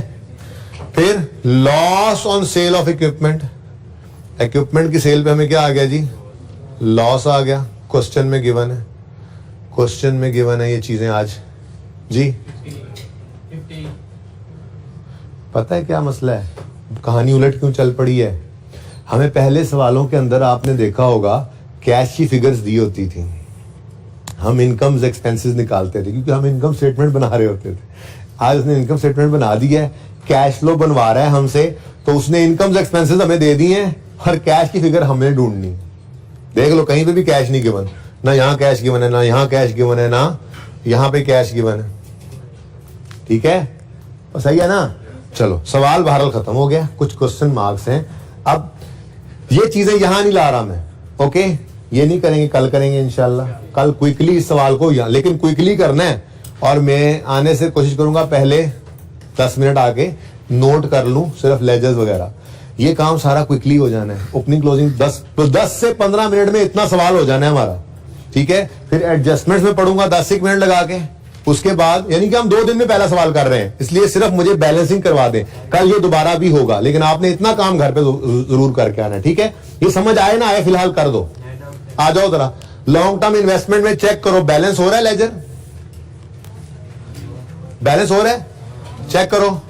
बैलेंस नहीं हो रहा, किस तरफ बैलेंस आ रहा है, कितना आ रहा है, ये 150। फिर हो ना हो ये एडिशन है, कैश कैश। जब सब कुछ सवाल ने बता दिया, ओपनिंग ये है, क्लोजिंग ये है, डिस्पोजल ये है, और बैलेंस नहीं हो रहा, और बैलेंस फिगर डेबिट साइड पे आ रही है, तो इसका मतलब हमने मजीद लॉन्ग टर्म इन्वेस्टमेंट खरीदी थी, और ठीक है ना। तो ये अभी इधर नहीं लिखना आपने, बहरहाल ये कल को मैं लिखूंगा यहाँ पे क्या लिखेंगे, addition in long term investment, और यहाँ पे 150 लिख के माइनस करूंगा, क्या मतलब कैश आउटफ्लो हो रहा है। ये इसलिए मैंने रोक दिया, मैं तेजी में नहीं करके इसको खत्म करना चाह रहा, मैं कह रहा हूं कि ये समझ लो, ज़हनी तौर पे तैयार हो जाओ, कल ये करेंगे। 150 में हम क्या कहेंगे, कैश आउटफ्लो हो गया। क्यों, नई इन्वेस्टमेंट खरीदेंगे तो पैसे जाएंगे ही ना, समझ रहे हो। आगे बढ़े, ये हो गया ledger balance. Balancing figure cash निकल रही है, आज कहानी उलट हुई पड़ी है, क्योंकि कैश फ्लो जो बना रहे हैं, ठीक है। नेक्स्ट, लैंड हो रहा है बैलेंस 690, डेप्रिसिएशन होगी, अक्कल करो, लैंड की डेप्रिसिएशन को होती है, ठीक है। इसका मतलब फिर सवाल कह भी रहा था लैंड डिस्पोज हुआ है, तो फिर ये डिस्पोजल अकाउंट में जाने वाली कॉस्ट होगी डिस्पोजल की। अब फटाफट इसको इधर लेकर आए, ये मिल गया 690 मिल गया, कहां से जी, वर्किंग 3 से। बात समझ रहे हो, मत करो बैलेंस, सिर्फ देख लो, कल दोबारा तो करना ही है, लेकिन घर पे भी ट्राई कर सकते हो जी। अब जब ये 2 चीजें पूरी हो गई, ये 2 चीजें पूरी हो गई, तो यहां बैलेंसिंग फिगर क्या आ रही है बताओ, 750। अब खुद सोचो ना, 690 वाली चीज का 754 मिला तो 64 का गेन आया ना। अब हम क्या करेंगे, इस 754 को इन्वेस्टिंग एक्टिविटी में लाएंगे, और यहां पे लिखेंगे cell proceed from disposal of land. समझ आ रही है, इनफ्लो पॉजिटिव होगा, पूरा वाला नेगेटिव था, ठीक है। नेक्स्ट, ये हो गया काम खत्म, काम तो किधर गया, काम तमाम हो गया, और इसका भी काम तमाम हो गया, ये लेजर बैलेंस हो गए। आगे बढ़े, हाँ भाई लॉन्ग टर्म लोन के बारे में बताओ, बैलेंस हो रहा है इस तरफ डेबिट साइड पे। अब सवाल खामोश है, पेमेंट रीपेमेंट उसने बता दी थी, तो हो ना हो ये मजीद कैश हमने लिया है, इस तरफ आ रहा है, तो फिर कैश पे किया है। आप समझ गए तो अच्छा ही होगा, चलो इस तरफ लिखवाया आपने, ठीक है ना। क्या मैंने लिख दिया गलती से, क्या हुआ, क्या क्या क्या क्या, क्या कहा मैंने, अगर इधर आ जाता कैश तो कहते मजीद लोन आ गया है, बैलेंस फिर इस तरफ आ रही है तो मतलब लोन रीपे हुआ है, ठीक है जी, तो कैश। अब ये इन्वेस्टिंग एक्टिविटी के अंदर यहां पे 175 हम माइनस शो करेंगे, कैश आउटफ्लो हुआ है लोन देने के लिए, कल करेंगे। आगे बढ़ो, बिल्डिंग का अकाउंट बैलेंस नहीं हो रहा 500। अब भाई डिस्पोजल का, ये एक्यूमुलेशन का अकाउंट अलग पड़ा है, तो यहां इधर आ रहा है, तो फिर तो एडिशन है, सुकून मारो। ये क्या है जी, एडिशन यानी कैश इनफ्लो, यहां पे लिखेंगे एडिशन इन बिल्डिंग, और 500 आउटफ्लो, कैश आउटफ्लो होगा, कैश फ्लो के अंदर लिख रहे होंगे कल, जहन बना रहा हूं अभी, काबू किया इस सवाल को आज, ठीक है। नेक्स्ट, एक्यूमुलेटेड डेप्शन का अकाउंट, इधर बैलेंस शो कर रहा है 170। फिर भाई सवाल खामोश है, तो डेप्शन एक्सपेंस ही होगा ना, ये आज दिया हुआ था, अगले सवालों में हम कैलकुलेट किया करेंगे। आप चेक कर लो, 170 हमने कैलकुलेट किया, 60 उसने दिया होता, दोनों को ऐड करो 230 ही बनता जो सवाल में गिवन था, ऐसे जस्ट बताया, जरूरत नहीं थी, ठीक है। तो भाई इस तरह से हमने बैलेंस करना है इनको। जैसे यहां पे बैलेंस करोगे इसको, तो कितना आ रहा है 50 डेबिट साइड पे, लेकिन मसला क्या है, डिस्पोजल हुआ है, पहले इसको चेक कर लो, पहले डिस्पोजल की कॉस्ट निकालो, पता नहीं थी हमें, ठीक है ना, हमें पता नहीं है डिस्पोजल की कॉस्ट। यहां पे आते हैं, ओ, इसमें एक ही चीज बैलेंसिंग है, ओपनिंग भी आ गया, तभी तो शायद इस साल की डेप्शन दी थी इसने, क्लोजिंग भी आ गया, बैलेंसिंग फिर इस तरफ कितनी आ रही है, 30। मतलब जाने वाले एसेट की अक्यूमुलेटेड डेप्रिसिएशन कितनी थी, 30। ये देखो कहां से मिली हमें वर्किंग, 7 से। अगर इसकी अक्यूमुलेटेड डेप्रिसिएशन 30 थी और इसकी बुक वैल्यू 75 थी, तो फिर इसकी कॉस्ट कितनी रही होगी, बोलो। 75 अगर बुक वैल्यू हो, 30 अक्यूमुलेशन हो, तो 105 का ये एसेट था, जो 30 रुपए डेप्शन होकर 75 पे पड़ा हुआ था। तो हमें ये पता लगा कहां से, वर्किंग 11 से लिखना है, जैसे मर्जी कर दो। इक्विपमेंट कितना आ गया जी, 105। अब चेक करो बैलेंसिंग फिगर किस तरफ आ रही है। हाँ जी, ये एडिशन इन इक्विपमेंट भी होगा, यहां पे लिखेंगे कल और यहां पे माइनस शो करेंगे जी, कैश आउटफ्लो हो गया, ठीक है। लेकिन ये मैं इसलिए कर रहा हूं कि लेजर आप बैलेंस करके आए, कैपिटल का लेजर बैलेंस करें जरा, इसी तरह बैलेंसिंग फिगर आएगी और प्रॉफिट ही हो सकता है, सवाल खामोश है ना, तो गड़बड़ कोई भी नहीं है, प्रॉफिट ही होगा। चेक कर लो, चेक करो, बैलेंसिंग फिगर इसी तरफ आएगी, यही हल्की साइड लग रही है, और है भी कितना, देख लो 950 था प्रॉफिट, तो सही निकला हुआ है। अगर पर्चे में गिवन ना होता तो ऐसे निकल आता ये भी, लेकिन ये आसान सवाल है। ओके, सही है, आगे बढ़ो। ये डिस्पोजल का अकाउंट भी खत्म है, क्यों, सब कुछ तो आ गया है, बैलेंसिंग कैश निकालो भाई। 132, इधर देखो 100 वाली चीज को 132 मिला तो 32 का गेन आया ना, तो ये 132 इनफ्लो। आगे इधर से भी अब कैश निकल सकता है, बैलेंस सुनो कल करेंगे ना, अब इधर से ये भी कैश इनफ्लो, ये ऑलरेडी हो गया, ठीक है। तो यहां से कैश इनफ्लोज और आउटफ्लोज निकलेंगे, और यहां पे कल जो 2-3 चीजें और आएंगी ना, वो होंगी इनकम्स और एक्सपेंसेस का रिवर्सल। आपको गेन आया एक पे, गेन आया दूसरे पे, लॉस आया तीसरे पे, ये सब की सब नॉन कैश ट्रांजैक्शन है। किसी एसेट पे बिकने पे गेन आया, किसी एसेट के बिकने पे लॉस आया, this is not cash inflow और आउटफ्लो, दिस इज गेन और लॉस। कैश इनफ्लो आउटफ्लो हम अलग निकाल आए हैं, तो इनको भी यहां पे रिवर्स करेंगे। तो बहरहाल आज के सवाल के अंदर हमने तकरीबन 90% काम कर लिया था, सिर्फ बैलेंसिंग थी। लेकिन ये बैलेंसिंग ना बच्चे को परेशान कर देती है, इसलिए मैंने कंक्लूड जान के नहीं किया। इतनी देर में मैं फिगर्स भी लिख सकता था, लेकिन मैं वैसे ही टिक टिक लगा के ये करेंगे करके आपको रोक दिया सवाल को, ठीक है ना। अब ये मेन सवाल आपने ऐसे ही छोड़ देना, ठीक है, और घर पे दोबारा इतना काम कर लेना, लेकिन लेजर्स कोशिश करके सारे बैलेंस कर लेने, ठीक है। कल मैं आऊंगा, इतना सवाल दोबारा करवाऊंगा, ठीक है। लेकिन क्या होगा, पहले 20 से 25 मिनट में इतना सवाल हो जाएगा, उसमें देर नहीं लगनी। उसके बाद आखिरी 10-15 मिनट सुकून से डिस्कस कर करके एक एक चीज को बैलेंस करके यहां लाएंगे, चाहे कल के दिन में सिर्फ ये एक ही लेक्चर, एक ही सवाल दोबारा से हो सके, ठीक है जी। तो होमवर्क मैंने बता दिया। अल्लाह हाफिज।